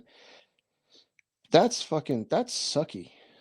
And finding out that, and it takes a while. I think it takes a while to figure out, oh, fuck, maybe they're not really my friends. Maybe they just want me for, what I can do for them or what I can help them with. And that's a really sucky feeling. And I know there's a lot of people out there like that feel just used and abused and don't really want to have anything to do with people anymore because of situations like that. It's we call it FOMO just because it's funny to us because, on any given day, one of us could be doing something really cool or something that, one of us thinks is really cool and wants to do, but you got work or, baseball or whatever the fuck Fred does. And I called this guy like 3 times wanting him to come out and party with me. No, I'm in Fairview still. I was 2 hours south, and he's like, it's like 2 in the morning. He could text me. He's like, dude, you should come out. I'm like, I'm in Fairview. So that's a 2-hour drive. It's 2 in the morning. I'll send you an Uber. Right. Still I'm like, not happening. He's out there just lone wolfing it. It was a great time. No, but it's kind of it's like a funny thing, but it's also can be a serious thing. So as far as bringing it back around, I just think that, like we stress all the time, make sure that you have good people around you and, they call you as much as you call them to do stuff or just to hang out or have a beer or go golfing or whatever it might be, whatever the commonality is. That way, you don't end up feeling like that or getting left out until somebody needs you. Because that's shitty. I think it's an easy topic for us to talk about because we have that tribe. Mm-hmm. Like we joke and we'll give each other shit like, nah, fuck you. You went golfing without me or you went partying without me. But at the end of the day, like we do so much together and we're always there for each other that we don't have that anymore. And at some point in our lives, like I know I have been there where, I felt like I'm used for my skills or what I know, or because I have a truck and a trailer and they need to move or whatever it may be. That's my favorite. It's the worst. Can you show up and help me move? Nah, dude. Yeah. But I mean, so for us, we can joke about it, but I know we've all been in that situation in the past with other people where we've kind of felt that, whether it be, there's a group we're kind of close with, but then they're always doing shit and you're not really included. And it's like, well, all right. Or that the opposite of like, you don't ever hear from them until we need something. Like I'm sure the boat gets some people that he don't talk to for 2 years. And then like, hey buddy, how you doing? How's the kids? How's the wife? Oh, you've been divorced for 8 years? Shit. Hey, you want to draw me up this logo? Hey, can you draw me something? Yeah. I'm starting a new company. Or Al gets it like, hey, how's things going? What's new? Like, how's the Marine Corps treating you? Like, well, I've been out for 10 years. Oh, shit. Well, let's go boating. Yeah, I saw that like, you have a boat. I'm sure they're like, we all deal with that type of person that's in our lives. But like I said, we joke about it because we have our tribe. But we're here talking about it because not everybody has that. And if the main point I think is like, if you're feeling that with your people, like you got to say something, or if you don't have that tribe, you need to find those people. Because then it is just a joke at that point. It's not something that you're going to be bugged about all the time. It's just, it's you laugh it off because it's funny. Yeah, and I think it's, go ahead. Were you gonna say No, something? I was, About? Oh that was it. no, I was just gonna bring up a situation. Like I had a buddy who kept seeing all our golfing posts, and he's like, "Hey, if you ever need a fourth, you know," and I was like, yeah, bro. But we had never golfed before, and you know, or anything or like we hung out a little bit back in the day, going to those cowboys in the woods parties, you know, that they'd have, and those are always a good time. But like never hung out like, you know, just the two of us. So I was like, well, yeah. When I'll let you know. And this went on for a little while, and then we finally got to play together, and I had an absolute blast, and there was no dull moment. We just shot the shit the whole time. It was we had a lot of fun together. And then he's like, hey, bro, I have this man retreat that I go to with a bunch of my buddies and a bunch of the guys from the old school. It's like here, like in the middle of fucking woods somewhere. And he sent me a pin drop, and that was this week. Like they are going from like Monday until Friday, and I'm kind of feeling the FOMO on that right now because I can't go. You know what I mean? I'm working. We got club shit to do. We got Who goes kids out in shit. the middle of the week? First week of school for our district, all that kind of stuff. So I just had way too much going on. That's a dick But- move. That's like that's Yeah, right? intentionally forcing FOMO on everybody around you. Like first week school starts Monday through Friday. We're going out. This is where I'm at. Fuck you. You can't be here. Right. See And if I I was see you. I was like, I saw him at back to school night, and he's like, I was like, you be here on Tuesday? And he's like, oh no, I'm going out for that retreat. I was like, oh shit. He's like, yeah, I sent you the pin. I was like, I got it, dude. It's just too much shit going on. It's like if I can break away, I might go, but it's like a couple hours away, so it's a rough one. And my trailer's up at the property, so I don't want to sleep on the ground. I don't want to sleep in my truck either. You know.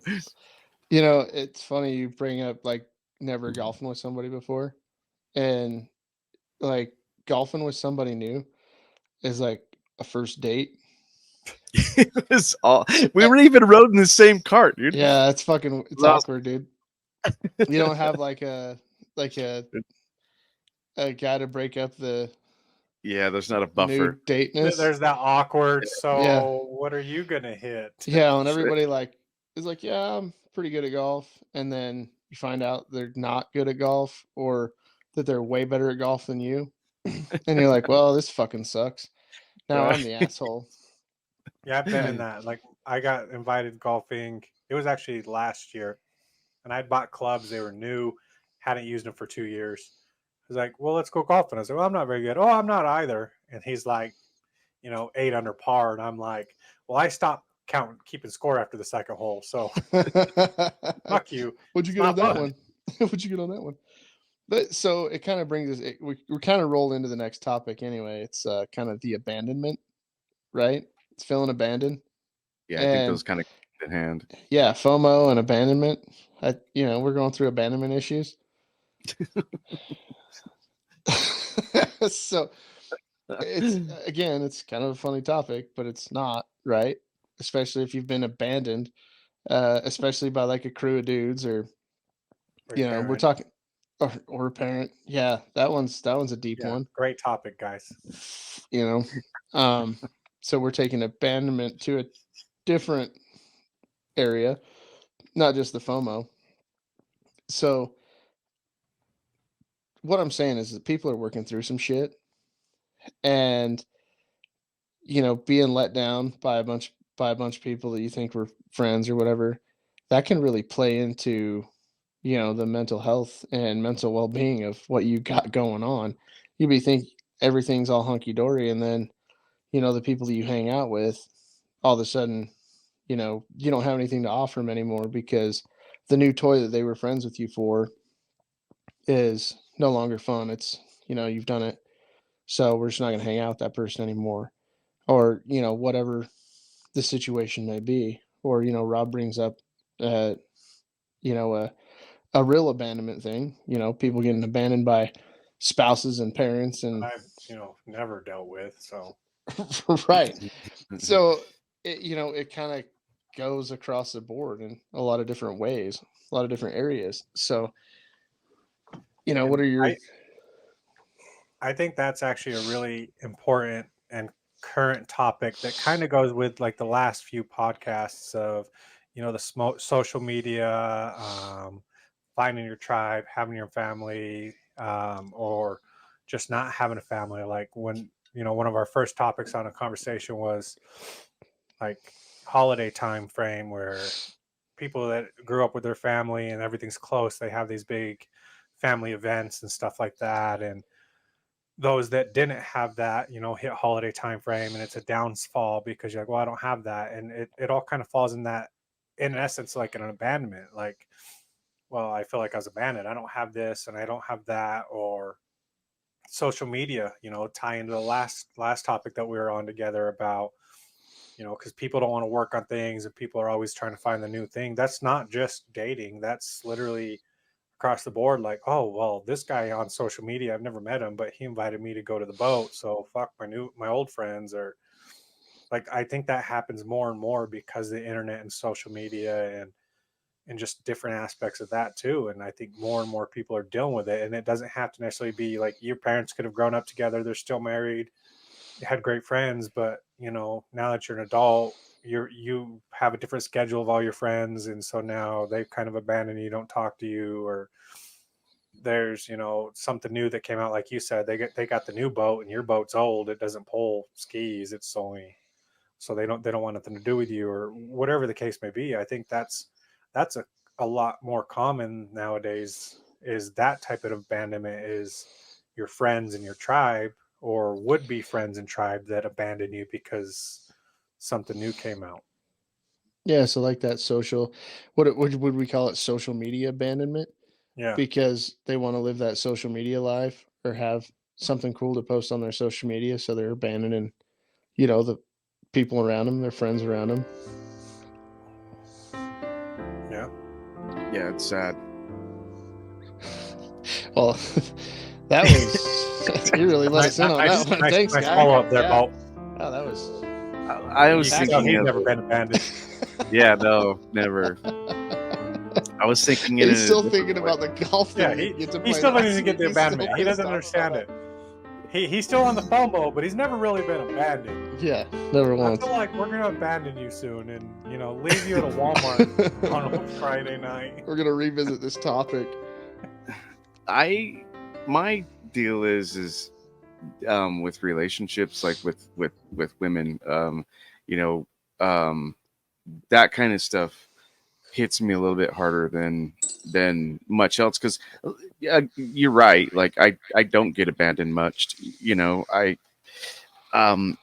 have a pretty tight-knit, like, blood family and all that, so that's not really there. However, I've had some really close friends who have had those kind of, issues, and I know it's not hard, especially growing up. Like when we were young, growing up and having, like one of your buddies feel abandoned over, a parent or something like that. It's tough, and you can see how it weighs and kind of shapes their personality, their actions, and stuff like that. Sometimes in a good way and sometimes in a bad way. It just kind of depends on the person. But my thing is I think the closest thing that I've had about that was, with romantic relationships, and when those end, that kind of abandonment fucking sucks, and I don't I mean, it's almost made me not want to even do it anymore, like not even give it a time, because is it real? Is it not? Are we just, here for a short time? I don't know. And I don't like that feeling. And that's kind of one of the things too, because you start to rely on that person, and you start to, that you tell them your fears, your hopes, your dreams, all that kind of stuff. And then something like that ends. And I'm talking about a little bit longer longer term relationship, not like a 2-weeker like oh Murph has over there. I don't know. I've seen you fall in love pretty fast, guy. Wow. Way to Hey, throw man. me under the bus, back up and run me over again. But those kind of things where you start to get involved, emotionally, and you start to care about their feelings, care about their well-being and their future, and you start helping them with stuff, and they're helping you with stuff, and then that goes away, and that sucks because it's your confidant, you're trying to make this your person, you're trying to build something, and then that goes away, and that's the kind of abandonment that really kind of hits home for me. So, and I think another part of it, and you guys have seen it.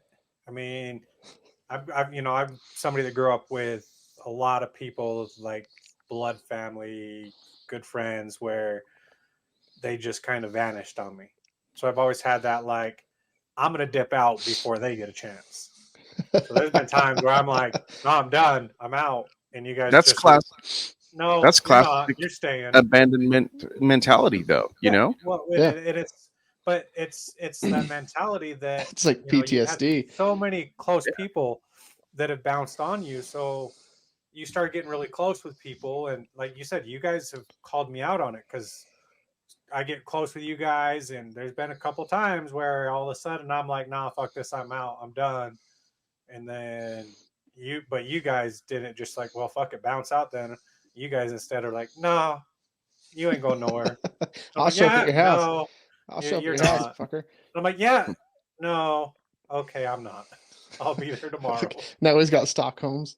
Yeah, but it's you guys have proved time and time again, though, like how many times that I've reached out to you guys and I've needed you, or just somebody to talk to, or just to hang out, or or I just have ghosted and went silent, and now all of a sudden you guys are blowing up my fucking phone. Hey, if you don't fucking answer, I'll be at your house in 10 minutes. I'm on the way. I'm in the neighborhood. You guys have done that countless times. Like, for somebody that has had that, abandonment thing most of my life with a good portion, like there's, my mom never abandoned us. There are certain people that was never there, but for the most part, when you have so many people in your life that are close, that should always be there for you and are not, you just, as a person that has gone through that, you typically just develop that, like, well, I'm just not going to let somebody get that close. And so that's my natural reaction. And then when I met you guys, it's just like, well, I guess I don't have a choice now. I'm still just going to be here. Well, it fucks with your stability, right? Like Oh, your mental 100%. stability. Thinking, okay, well, these people are here, or this, this chick is here today. Is she going to be here tomorrow? Yeah. I don't want to go through that pain. So let me just get away from it now and save myself the trouble later on. I'll cause the pain, so then I don't have to think about it, and then I go party. Checks out. Definitely not the right thing to do, but the old- sometimes people do that. The old self-sabotage. Yeah. Not going to name any names or anything, but their suicide initials stroke. are Robert Rice. The initials or the name? Same. difference. RR. Yeah, clearly it's me. But it's because of that fact of, and I've gotten a lot better at it, even in the aspect of like with women, because of my relationship with you guys. Now, I'm not the best with women because I'm still a difficult person, but I don't shut down so quick because I've built that trust that I know there's people out there that I that have my back, that are there for me, that even if I'm being a dickhead and saying, fuck you, I'm out, I'm going to drop off my stuff, get the hell out of here. And you're like, no, you're not. Okay, I'm not. Going home.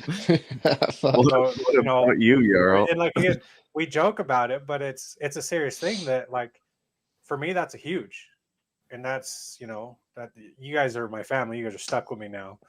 And even we were at Al's house the other day, we were talking about something, and I don't even know what we were talking about. It was kind of like that unwanted drop-bys or something like that. Oh, And just I the made drop a comment, and I was like, "Oh, I do that all the time." And then Pops chimes in. He's like, "Well, your family, you don't count. You're always here." Yeah. So I mean, it's just how it is, and so that's something that for someone like me that's gone through that shit, it's a good thing to have and to find that. And that's one of the biggest reasons that I advocate for you guys. And like, I listen to your podcast. I will always chime in whether I'm on it or not. Like, I enjoy being on it with you guys. Once it's online, we start getting famous. I don't know. We'll see. But those warrants are going to start popping back up. Right. No, as a cop, we're good. But it's just that, like, my respect for you guys and what you guys are doing, and that you guys are truly out there. Like, you may not know half these people, you briefly met them or whatever. Your guys is like, you guys are just genuine.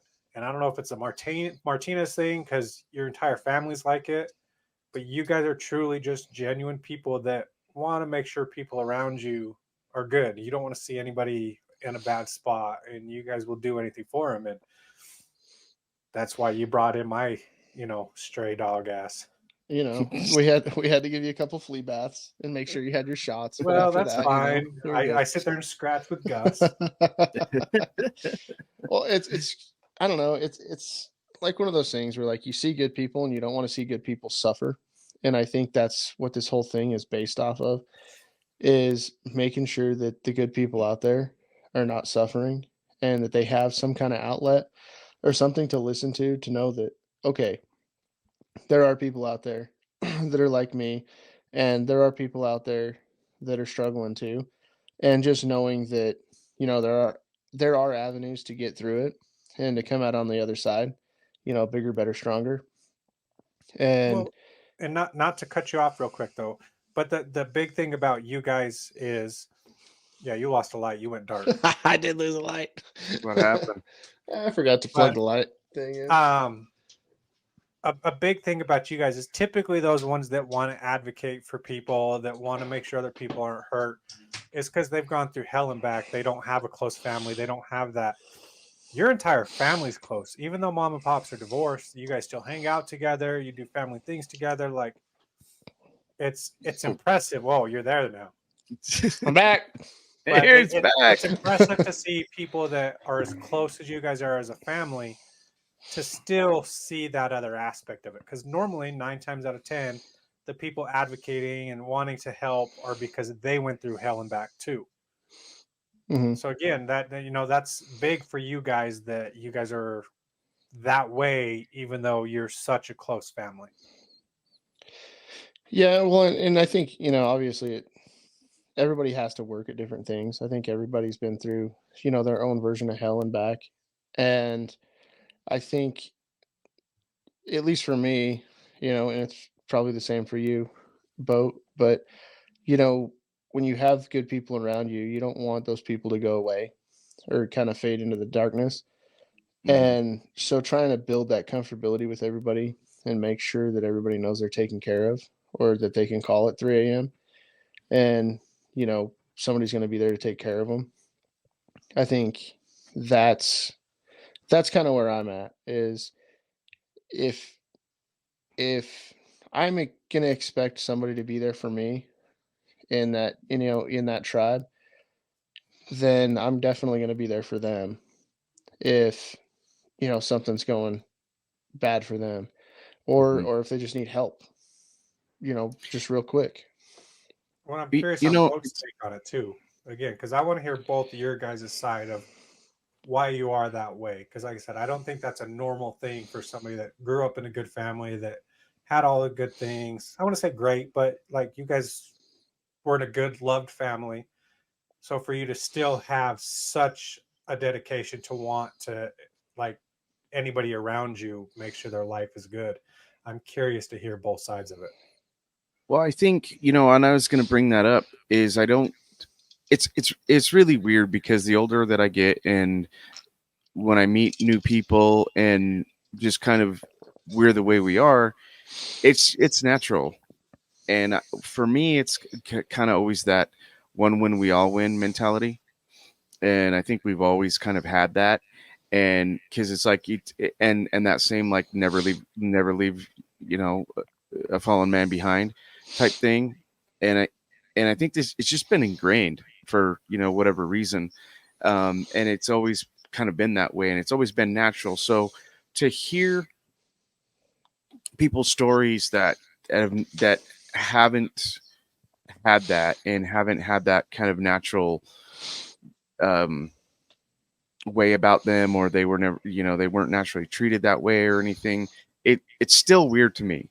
And that's kind of when I look at people, and there's some people that you can do this to, and there's some people that you can't, because they are so, like you said, Rob, they're so quick to jump ship before you even get them on the ship. So it's one of those things. It's like, well, okay, well, they're maybe just not ready for it, and maybe they have to go through a few other things, or learn a few other lessons before they're ready for, a one when we all win.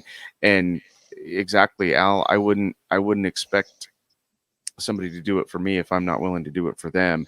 And that's who I would want to surround myself with.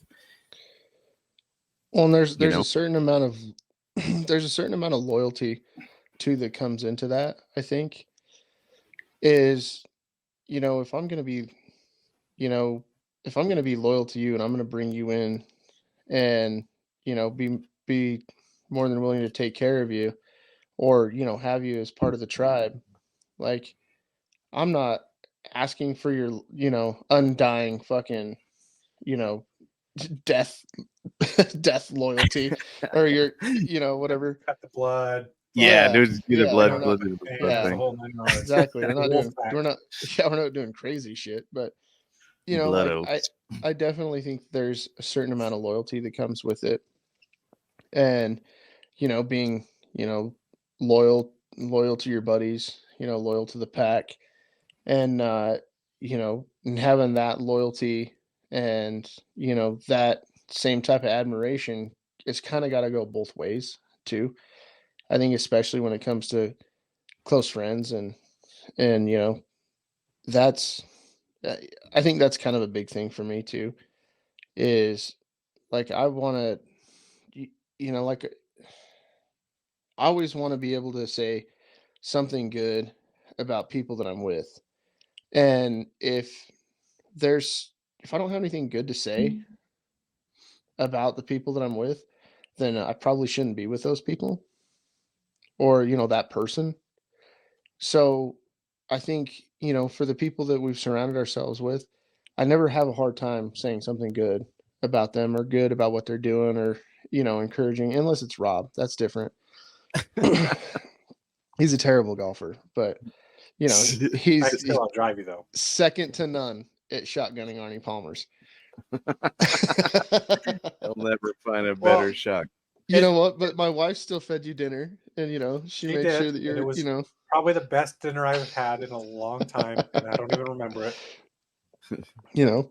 But you should always be able to talk good about the people that you're around, and be able to, I think, kind of pump them up, gas them up a little bit. And I don't know, I like to be able to have like a comfortability with people, especially if, you're coming here and I'm opening up the house to you. Because if I'm opening up the house to you, that means you get to come and go. Well, to be fair, you open up the garage because I have the garage code, but the door's locked. Sometimes, and I didn't realize it till I closed the garage, and then I couldn't find any buttons because it was dark. Oh, that was funny. I think it was Conrad locked And him then out the of the kids house. open up the door like, "What the hell are you doing?" Uncle Rob, why are you outside?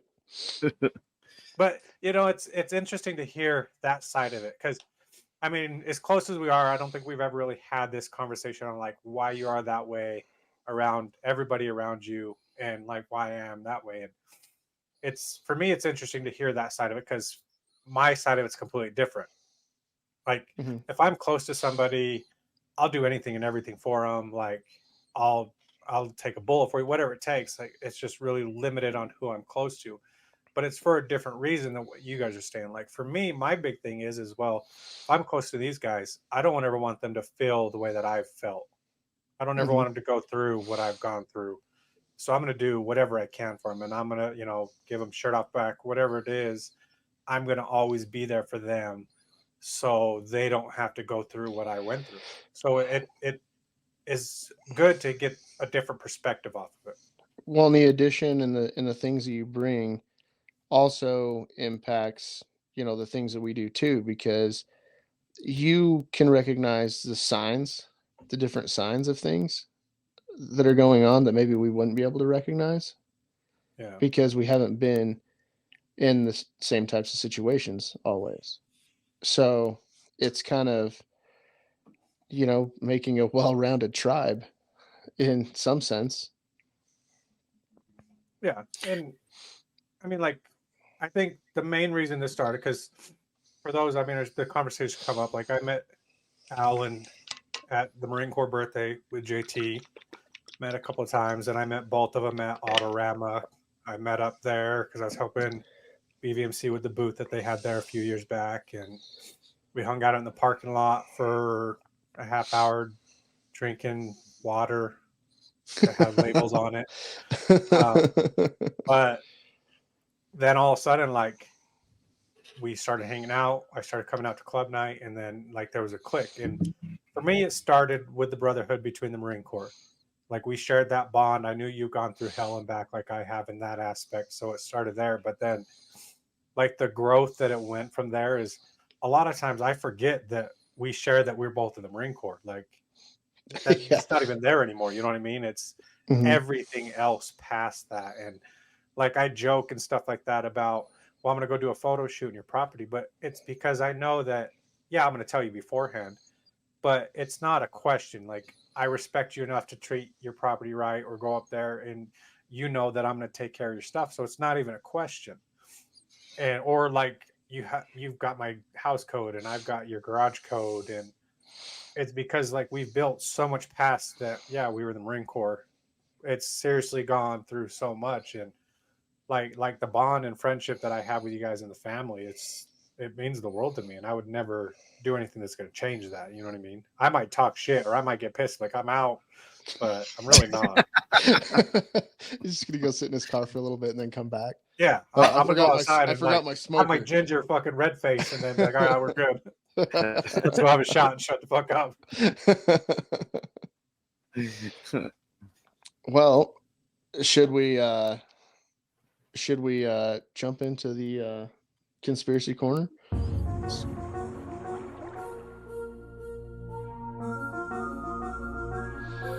All right, well, enough jerky talk. Let's get into conspiracy corner. We got some hot topics. Oh man, or some chilly ones, I guess, if we're adding puns to it. Yeah, first one's a cold topic. Yeah, or is it cold and then it gets warm? At least for the first part. All right, let's check it out. So we're going to talk about the ice wall again, and our field correspondent's personal friend, Captain Morris, that tried to sail around it. So why don't you? It's a summer wall or a summer. I can't remember the name of it, but you can only find it in the summer where the ice starts to melt. And this happened back in like the 1860s or something like that. Well, I was going to give you an intro and have you lead us out, but since you're already here, go ahead. Might as well. Go ahead. Go ahead. Let's hear it. Over to you in the field. So this happened. We back should have kicked him out and brought him back in again. I don't like being kicked out. I'll show you. I get FOMO. No, so this happened back in like the 1860s, and I was kind of reading on it and stuff like that. And this captain was Captain Miller, I thought it was Morris, Captain Morris. Yeah, your personal friend. Yep, we're buddies. I've been around a long time. That's what this gray is. It's that ginger vampire. So like in the 1860s, I want to say maybe 66, 67, or I don't know the exact year. Oh shit! They went and did an exploration. It was him and 5 or 6 other people that went down to the Antarctic, and they were going down because they wanted to see. All they knew was that there was a big wall there. They didn't know what was going on, so they went down to this wall, and it was summertime. They made one trip from Europe down to like South Africa, stopped for some more supplies, and then continued on the rest of the way. And they're going through, and all of a sudden, like they're getting close to the wall where it looks like they're going to hit it. the rest of the crew's kind of panicking. He's like, no, it's fine, it's fine, it's fine. And then all of a sudden they hit like this really big tide that pulls them kind of through, and they go past this wall. They get into it, and all of a sudden, like the water clears up, and there's the ice behind them, but in front of them, like you see a little bit of ice, but then some other land, really calm water. And then all of a sudden, and okay, again in the 1800s, well, this big fancy like new age ship comes up and starts like blaring its horn and stuff like that, and you know the crew's holding their ears, wondering what the hell they're listening to, and they stop, and then all of a sudden, they report, they call this captain of the ship, realize he's not a threat, have a conversation with him, and like there's all these like fancy lights as he walks down this corridor, which this is in times when you're lighting the ship with lanterns and stuff like that. And they have a conversation with this guy, and basically what was said is, well, there's a lot more to it. He gives him a map, and he says, follow this to this point. This will take you to the safe point. And he goes, oh, so this is going to take me back? He goes, no. And at that, I guess there was talk that, everybody in our area, there's this big civil thing going on with them, which leads to why 70 countries have signed a treaty, almost 100 years ago, that nobody's going to explore that area. And it's along the lines of basically, they're more of a calm civilization. And this map that he showed him, which is still in circulation, you can find this map, and it's got basically like past that wall is all these other different worlds, almost like different civilizations, different things, and it goes further and further. And then if you read more into it past that, it's everything's in a quarter. And if you follow like those old clocks, you have those old clocks where part of the clock is down here, but then it's in a bigger circle, and it kind of slowly every once in a while kind of moves through. Well, if you follow the way that clock goes, it matches with the west side of Antarctica, how it starts to melt while the other side's freezing. And so the sun's kind of hitting its own point in it. But it's an interesting topic as far as like, obviously I don't know all the details. I know some little bits that I've heard on, and I'm just doing this off the back of my head of what I can remember off of it. But it was this captain that basically went through the wall and met this big ship that was hundreds of years more advanced, and showed him a map, and they ended up coming back, and that map's still in circulation and has been for since then, of this whole other world that's beyond those walls. And I'm just curious, like, your thoughts on that, or the likelihood or possibilities of that from you guys. So we've talked about this a little bit, and I don't think that it's a flat Earth, but I think the possibility, because I've seen a lot of those maps too, and like the maps actually have like Asgard on them, and they have Atlantis on them, and they're not where we thought they were, So that would beg the question: is the globe a whole lot bigger than what we see and what we're told? Because even as far as the, what do they call it, the blueberry picture, where they're going to the moon and they're looking back and taking a picture of the planet, that there's no way that picture could really be real, because of the approximation of where they were between the Earth and the moon, and the light and everything. Because it would be like, well, the Earth would basically have to have its own light source to make that picture happen, and a whole bunch of other stuff, right? And so the pictures that we see of the Earth, and when the satellites look back at Earth and send a picture back or whatever, are all basically digital creations of what the Earth looks like.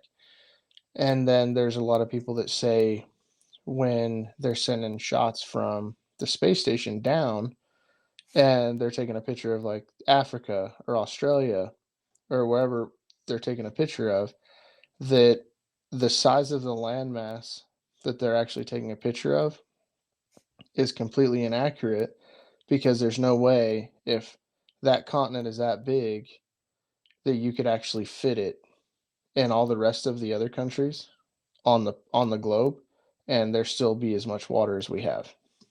So, hearing something like that, and then hearing all these other accounts of Antarctica, and that there's ice walls up there, and whether it's the summer ice wall or just an ice wall in general, and that there's breaks in it in certain areas, kind of makes me believe that the globe is a whole lot bigger than we thought it was, that the planet is maybe twice, 3 times the size that it really is.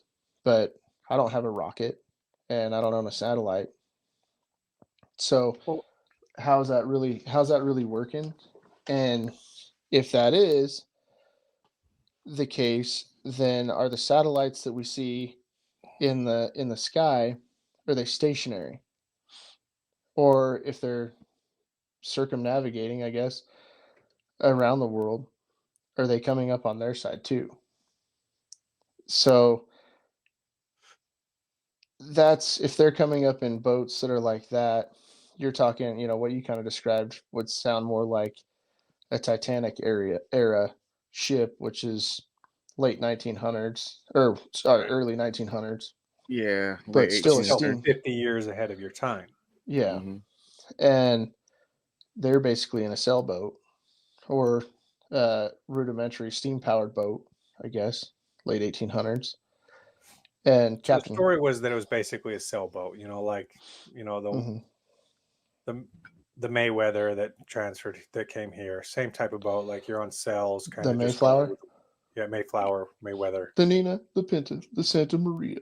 Um, but, well, and you have like Captain Cook, who did it in 1778, who did the circumnavigation. Well, not circumnavigation, but he was looking for a hole in the ice wall in the Arctic, Yeah. Circle, and found a hole in the ice wall in the Arctic to go explore up there, and found Hawaii and a whole bunch of other places.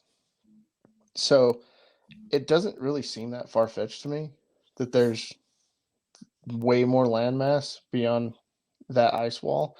I'm just trying to, because of all the stuff that we've been taught our whole lives, trying to figure that out in my brain and download how this all works is the hard part, right? Well, Unlearning what we've already learned, that's the tough part. oh yeah, because it's been ingrained in for generations. But then on your your thoughts of like the globe is bigger than what you would seem is even if you look at the moon, have you seen those things where they take parts of the dark parts of the moon, and it is almost like a mirrored image of the continents and stuff like that? Mm-hmm. And it's a quarter of the moon that looks like that, but then there's all these other dark spots. So it's like, well, if that's true, and that's almost a mirror image of what the globe is, why don't we know about those other dark spots? Well, and if it's just our part, from Asia all the way over to, the western coast of Hawaii, basically, if the moon is facing us that way, there's nothing saying that it doesn't actually, that the dark side of the moon to them isn't the light side of the moon to us, if that makes sense. Yeah. It's just a slow turn. Well, But I haven't I mean, seen pictures. I haven't seen pictures of the dark side of the moon. I don't know if you guys. well, and if you look in the account of like Topic of the Moon, how they show the pictures from the moon landing and stuff like that, when they're showing the pictures of Earth, the Earth would be much bigger. Like in those pictures, the Earth is the size of the moon, but as we're taught as kids, the moon's what, like an eighth of the size of the Earth. Mm-hmm. Something So like then the moon landing photos and that video that NASA happened to have lost, the most important discovery that we Yeah. did in the 60s, they happened to lose the video. But even if you look at the pictures from the moon, it shows that the Earth is the same size of how we view the moon. And it's like, well, why would something 8 times bigger, why would we view it the same way that we see the moon? Mm-hmm. So then Well, you go and down how's- that rabbit hole of, what was that, fake? Well, what about that rabbit hole? Hasn't someone sailed like from the Asia side to like the California side, like Right, but east to west? East to west isn't the issue that everybody questions, because there's a lot of flights that go that way. But even if you look at flight paths, like a straight flight from one place on the globe seems fine, but seems like, you're going up here to go down here. Why don't you just Yeah, go this way? that part And then that part's a trip to me. there's Where it's also a like, big part of, so there's a movie that was done in like 2012 or 2013. I don't remember what it's called. And because a lot of the flat earthers are, their thing is like, well, if you want to solve the issue, why don't you take a plane and drive it straight all the way around the bottom of Antarctica and come up the other side? And like, well, they did that. It was a movie. But if you actually look at it, the plane kind of came down through the bottom of South America. It hit Antarctica, and then all of a sudden it jumps this way and goes off track. And there's never been a plane or a flight plan that's gone fully just in a straight north to line south. all the way south and around Antarctica. Never one that's ever been at least documented, or anybody that can talk about it has ever talked about it. So why is that? Yeah. Well, same with east to west, because I mean, looking at pictures, because I brought a few pictures up too. Looking at it, the ice wall surrounds, the continents that we know that we've been taught about. So even trying to go east to west, you'd hit the ice wall. Yeah. Or even west to east, you'd hit the ice wall. Yeah, well, in the way, so it's saying that Earth's about 4 times bigger, so that the moon is about 27% the size of the Earth. So if you're looking from the moon to the Earth, you're right. Half of it shouldn't be shaded. It should be this gigantic freaking blue thing sitting out there. But Yeah. I mean, it got thrown out of the Pentagon or NASA in the same filing cabinet that the JFK assassination got thrown out in. Mm-hmm. But yeah, that brings up a good point, because if you go and say you fly from, I don't know, Great Britain, or you fly from New York to the very tip of South America and refuel, you should be able to make it back up and get your plane refueled in Africa. Well, Or and if you look at some of the flight plans, if you actually track like international flight plans, like for an example, to fly from Sydney to Rio, it's the flight actually goes up to LA and then down back to Rio, where it's a longer flight plan. If you look on the globe, where you're literally going up almost to a triangle point, where if you were just to go straight across on a globe, it's a shorter distance. So Yeah. why wouldn't you take the shorter distance to go from, Sydney to Rio, and you take this huge, detour to go up to LA as a second flight and come back down, when the Sydney to LA flight is the same distance that it should be to go to Sydney to Rio. And then you're doubling your flight plan. But when you actually lay that on a flat Earth, which again, I don't believe in flat Earth or anything like that, but a larger globe in essence, it where makes it's more not laid out sense. the way we think, Mm-hmm. the Sydney to LA to Rio, it's actually a straight flight. It makes more sense. Yeah.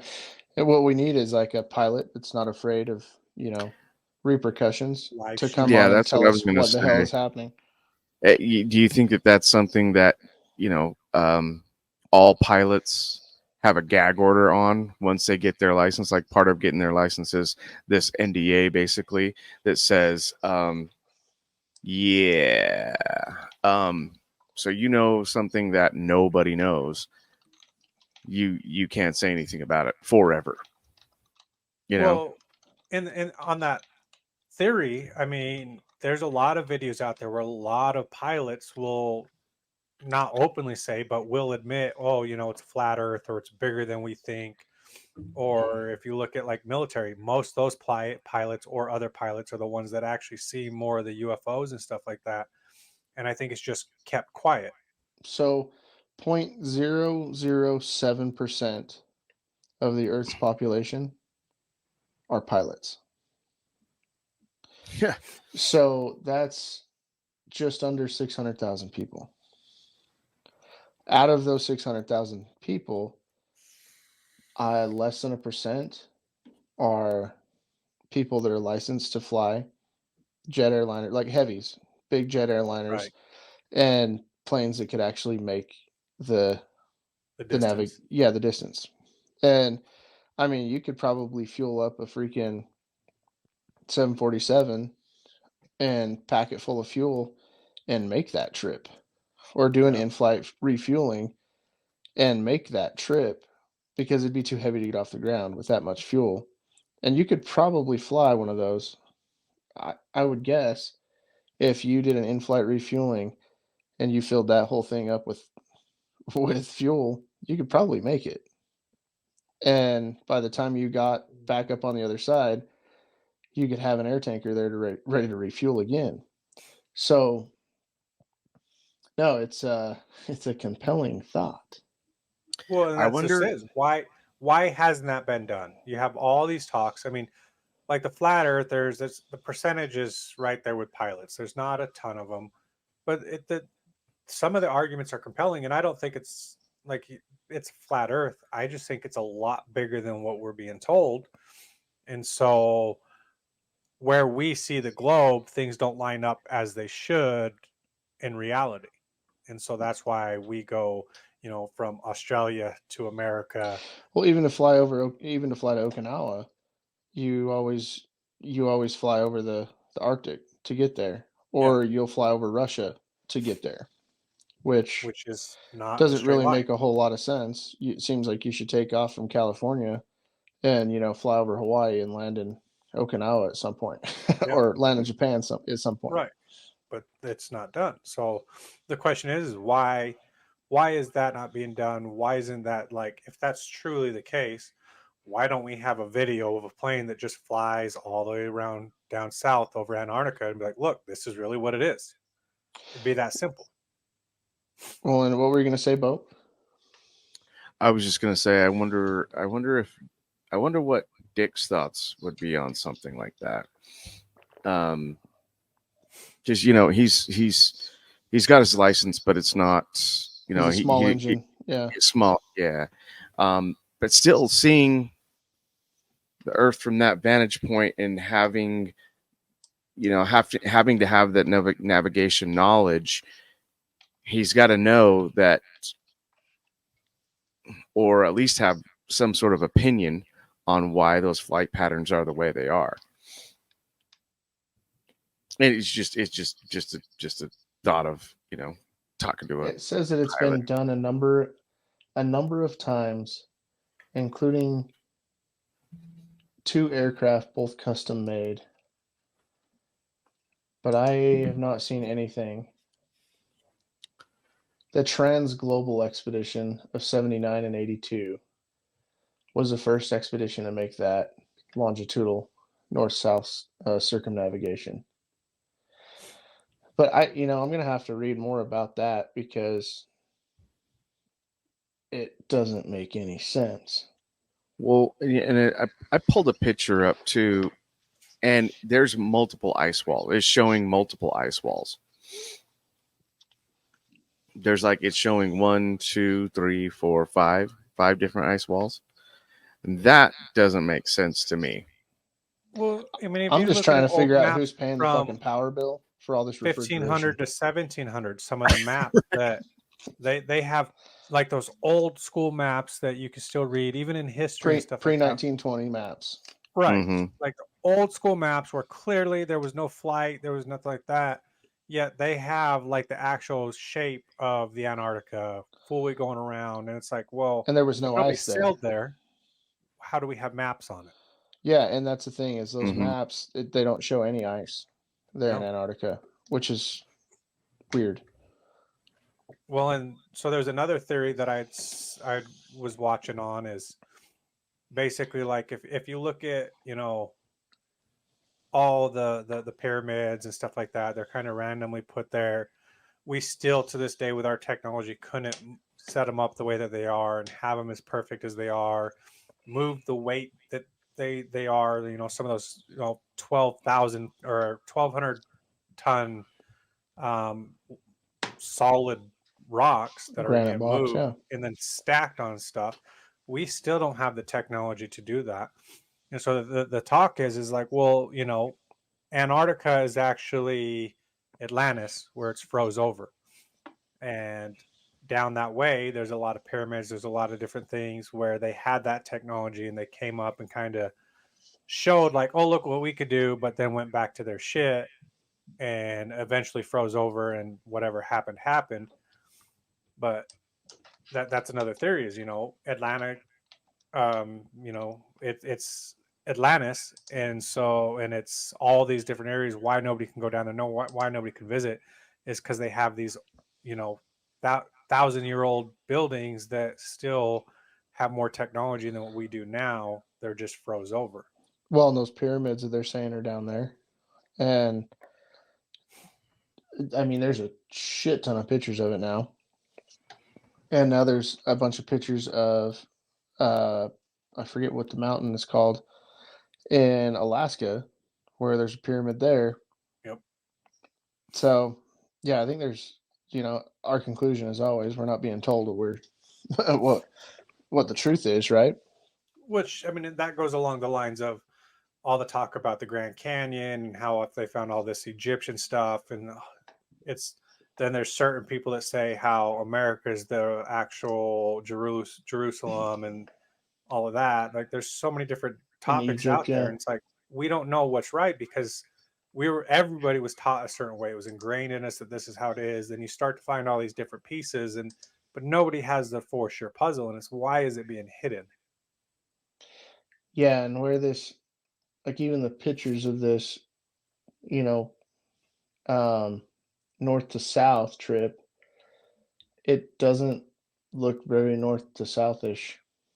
No, they hit down like in the middle of the Antarctica and then kick out to the side. Yeah. So I don't, maybe, yeah, it's like we're not allowed to fly in those certain areas. I don't know.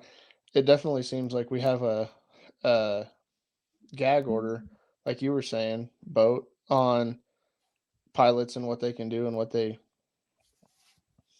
see and stuff like that. I mean, even the gentleman that I sold the Challenger to was a pilot. He was a fighter pilot, but you start asking him questions and he started getting really nervous. And I'm like, I'm not talking about anything classified, am I? Like, this is pretty basic. You This don't is know. pretty basic stuff. Yeah. And that's what it seemed like. I was like, come on, dude. Like, I know.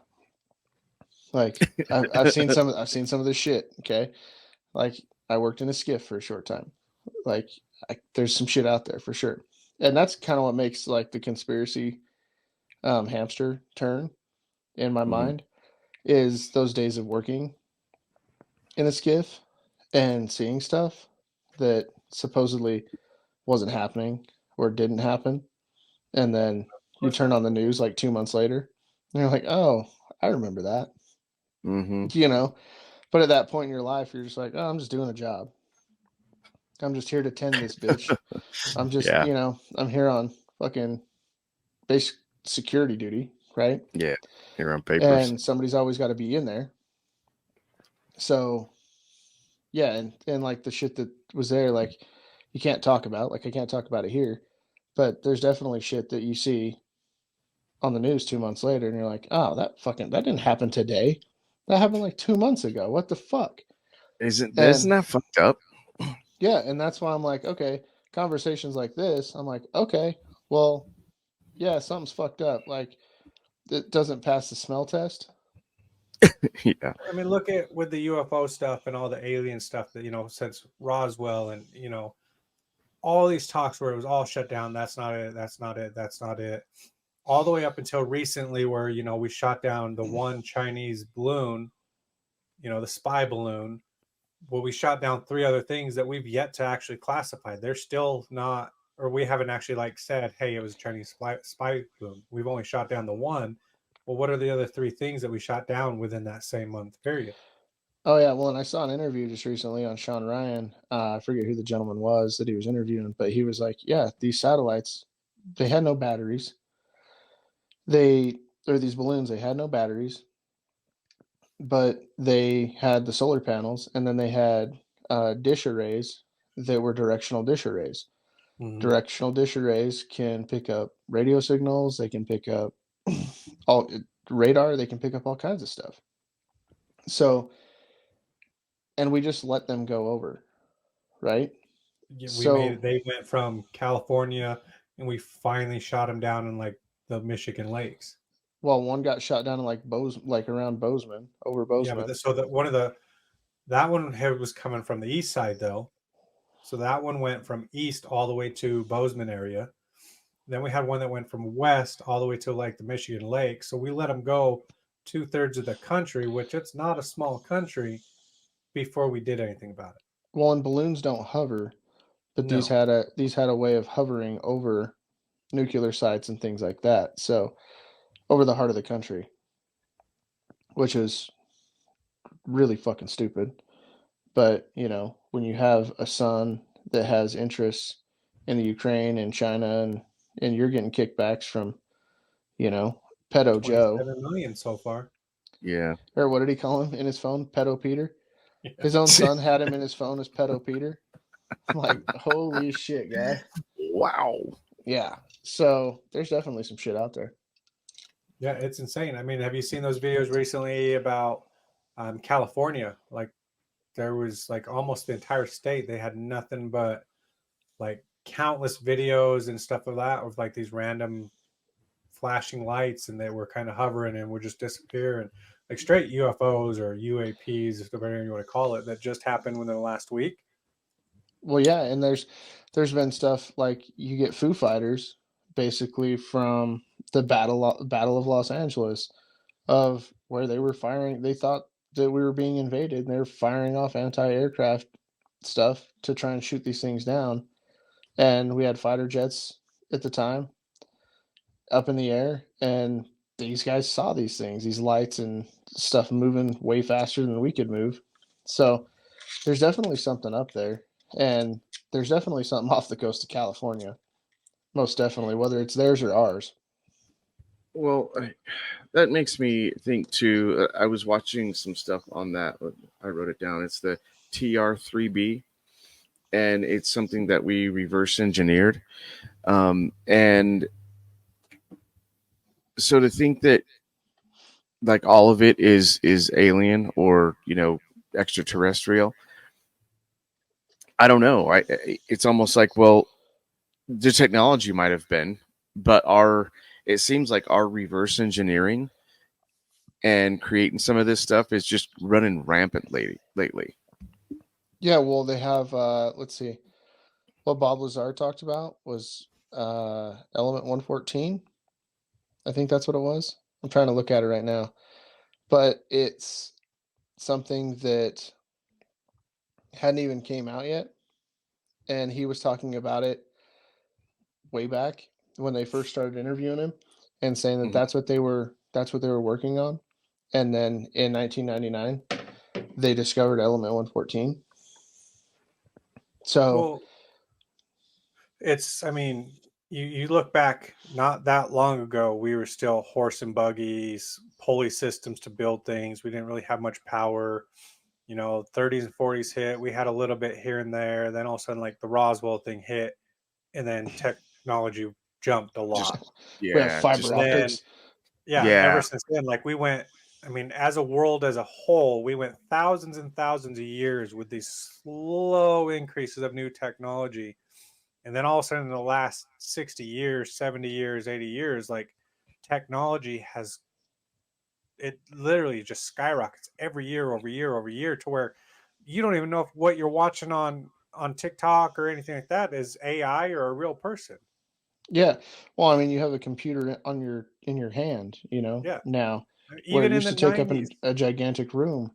And I built my first computer, and like to have a gigabyte hard drive was like high end, top dollar. Like you're still running, like you got a 256 megabyte hard drive. I mean, my phone's got half a terabyte. yeah, I have 2 terabytes on my phone. Within 20 years. You know what I mean? Yeah. Or like, you know, how big hard drives were back then. Like your hard drives in the 80s, like it was a 1 gigabyte hard drive was like the size of rooms and stuff like that. Yeah. So within 40 years, you can go from something that big to literally this is the same amount of memory. Yeah. Like, where's that really coming from? Well, then we have fiber optics, right? Like we're using fiber optics to talk to each other right now, Yeah. and they're light signals. Light signals is how it's happening.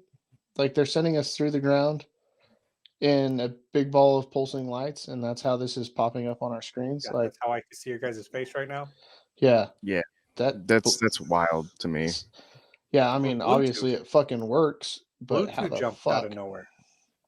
All of Yeah. a sudden now you can connect your phone to something without having a cable and listen or watch videos or transfer files just because you're within a certain distance. Right, just based off of that.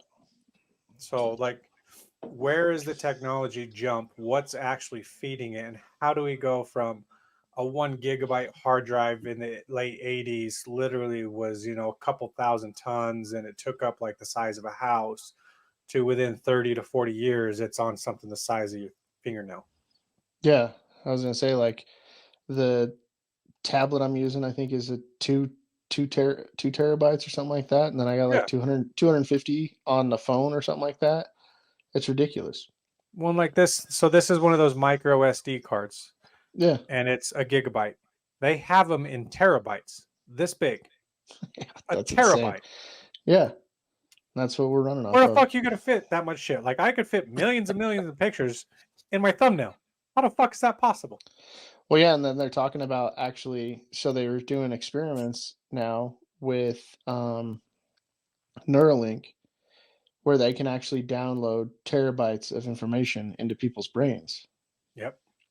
Yeah, And that's getting scary. yeah, I was listening to the interview of on Rogan of the guy who volunteered to have the first Neuralink put in his brain, and he's quadriplegic, Mhm. and now they're basically using basically his muscle memory because he got in I think it was a motorcycle crash, and and got paralyzed, and basically those signals that he sends to try and move his arm or his leg is helping him use the computer and shit like that now, and use Neuralink. I'm like, this is crazy, and it's just like these little wires that they've draped across his brain, and they're constantly updating it and all kinds of shit. It's wild. Well, and They even direct- so, when I They was did it first on inside the his cast, brain. Yeah, Ow. it's inside of his brain. It's an implant inside of his Yeah. brain, just a tiny And- little piece. Shit, and God. they have these little fiber optic, tiny little things that are implanted onto his brain, and he's figuring out how to use it. They're teaching him how to use it.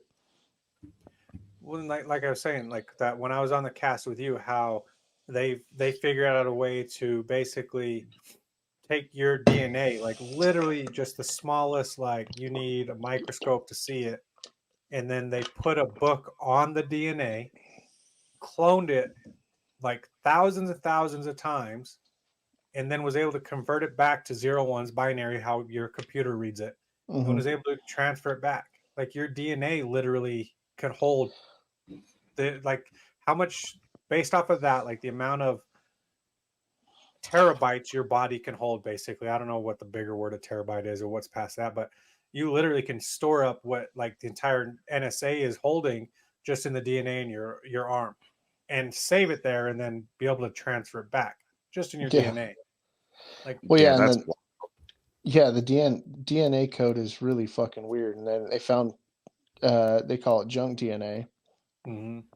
and people have started digging into the junk DNA, trying to figure out what it's for and what it is supposed to do, and a lot of it is stuff that has been turned off, in our genetic makeup. So it's like there's a switch in there, and I'm pretty sure they know how to turn the switch on and off by now. And pretty soon we're going to start seeing people that have having these switches flipped that can like fly or shoot lightning from their fingers or some crazy shit. Well, that's the Or whole it's, thing. Who your says it? superhero story. Yeah. Yeah. It says that wasn't that whole thing about, turning off the third eye, Yeah, the pineal gland, yeah, the trying to pineal. calcify it. Yeah, like what if, that whole thing goes into that, because like I listened to a story on that as well, and they were saying that because of that, I think it was research that I was doing on what you guys were talking about or whatever. But the research that they were doing that led to the belief that we're all connected. And we've talked about that before, how there's got to be some sort of connection, but we're all connected by that DNA code and the information stored in our DNA, because it as it reproduces, that doesn't go away. That information doesn't go away. So, in theory, if we could tap into that, then we could tap into the mysteries of the past and the universe. And going that far, since we're just kind of universal dust, Well, then we're and even- connected to the universe, and we could tap into the all the history of the universe itself. Yeah, there's what is still, it? The acoustic record or something Mhm. like that. there's still people around that have that same mentality. And if you follow their history, so we're talking about Native Americans, a lot of them, everything's connected. If you go back, like kind of follow like their original history, how everything started, like we were all just like spirit. Well, there was all these spirits that were here, and some had, morphed into people, some into animals, some into rocks, some into trees. And any Native American, like everything's connected. They want to be one with the land. Like you have to have that connection. And when you look at like the kind of stuff that they've come up with, the kind of stuff that they can do, the healing, the reading, the transforming, all these different things that they could do, which you go down to SWs that you don't want to talk about at night, which is the same kind of history where they're transforming from one thing to another. That's still like a generation of people that are here, that they're like, if you look at, when we came over and we pushed them to, they're going to live on their reservations and stuff, and we kind of like really made life difficult for them. Well, why is that? Why do they not want us connected? You know what I mean? Yeah, that's what it's called, is the acoustic record. AKASHIC. Mhm. And it's basically what we're talking about, is that anybody could tap into it. They just have to have basically like a good basically a working pineal gland and know how to tap into it. And they basically have the knowledge of the universe kind of at their fingertips. Mhm. And there's a lot of people that have said these. I'm trying to remember what the guy. He was a genius, and he was Indian. He was from India, and he talked about it a lot. And there's a lot of thought that people like Tesla and those geniuses that have just these ideas that just come to them, and they're taught how to build these things just basically in their sleep, that they were Mhm. tapped into that, and that's how they were getting kind of that universal knowledge. They were getting those downloads. Mm-hmm. It's pretty crazy to think about. I mean, we kind of steered off of like the ice wall and Captain Morris, but it's all on that same thing of that technology that's been around, and this technology that's, we're getting fed little by little. But even if you watch movies about the technology in the movies and stuff like that, and they say the stuff that they have in movies is 20 years old compared to what we really have out there. And you know what I Mhm. mean? And it's, okay, well, we have this cool fancy thing in the 90s in this movie. Well, yeah, that's been around for since the 70s. And nowadays, like we see all these things in movies with these flying, battleships and stuff like that. It's like, well, do we really have that technology and they're just keeping it from us? Are these Yeah, UFOs really us because they don't want to tell us about it? Like, why is it so bad that we actually know about what we have? yeah, and I think that's kind of I think it's kind of a thing that's based off of stuff that we've talked in the past, like Dugway and Area 51 and those places like that, the secret bases. Um, that it's definitely stuff that we have. We definitely have. We're a spacefaring for sure, but they don't want people to know about it. And if it's like you said, if there's a treaty amongst like 60 major countries that we're not don't go over the ice wall and you don't come here, then you have those people that are in charge of the country speaking for a whole huge populace that maybe doesn't want to be spoken for. Well, and when And you maybe think it's the about people on the other side of the ice wall that's flying over here. well, when you think about the That's people that are exactly in what I that was going treaty, to say. so if you look at the main like countries that are obviously we're in it, you know, the UK's in it, Russia's in it, China's in it, North Korea's in it, Iran's in it. All these countries that, you know, for years we've all kind of had our issues back and forth, but nobody said anything about that. Yeah. No, the wars that we were fighting are they're really stupid. Oh yeah, definitely. You But kind the of fact that we could be in a war trying to take over a country, doing all the stuff that we've done, or they hate us completely, but still with all that hate and buildup, nobody wants to talk about that treaty and what's down there. well, and if it makes a whole lot of sense too, if you think about, you know, they talk about these ambivalent aliens that don't want us to fire any more nukes, and they go Yeah. through and they shut our nukes down.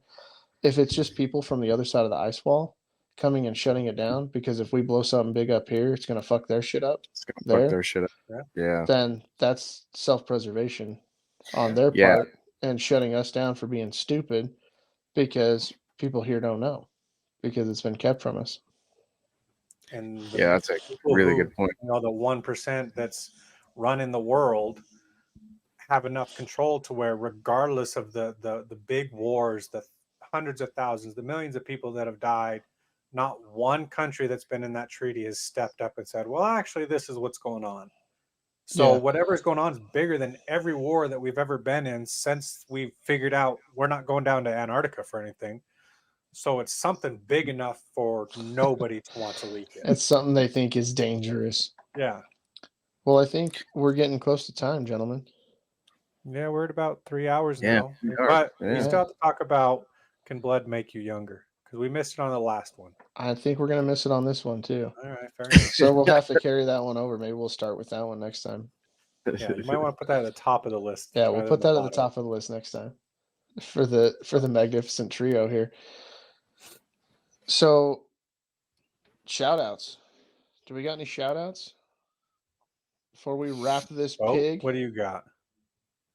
I really don't have anything this week, you know. I mean, obviously, nod to the guys again, you know, down at the meadery and making things happen there. They're bottling this weekend, which I know that's going to be a tough.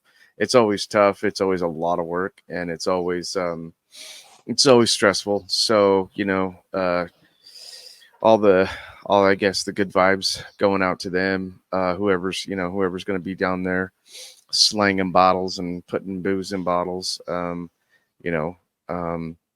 We can't thank you enough for your hard work down there and all that. That's really all I got for this week, man. All right. You got And anything maybe Oh. Jennifer over the printer. Sorry, she's really knocking shit out of the park. She's a really cool lady. You got anything, Murph? I mean, same shout outs, you know, to you guys for being who you are, to everybody in the BVMC, just having that mentality and that caring with everybody and wanting everybody to just enjoy life and, you know, do better. And then, you know, shout out to the Nutcrackers Car Club's golf tournament September 7th. That's a Shameless good one. plug. There you go. That's a good one. Yeah. No, I mean, my shout out's always going to be the same. It's going to be you guys for having me on here, you know, letting me just rant about my random shit and, you know, ginger my life up, throw in some pictures here and there. he changed the picture again. So, That's all right. Devil Dog Inc. If you don't know. Yeah. So we have some upcoming stuff that got pushed back. We have the UFC fights that got pushed back a little bit. I think October is the date now for the UFC fights. So stay tuned and we'll give you some updates on that. The new flavors are being bottled as we speak. And they'll be ready to get shipped out, and the new swag. So check out the new swag. Get you a bathtub hooch hat while they last, Yeah. and you can grab all that on the website. But I think that's it. I think yeah. Shout out to all the boys up there, and as always, cheers, motherfuckers. Stay weird, Cheers, weirdos. motherfuckers. Shuck 'em dead, gang. God, I'm always off on my camera. Shuck 'em always, gang. You've played this game before. And we are out. Your mind was made up. Once you walk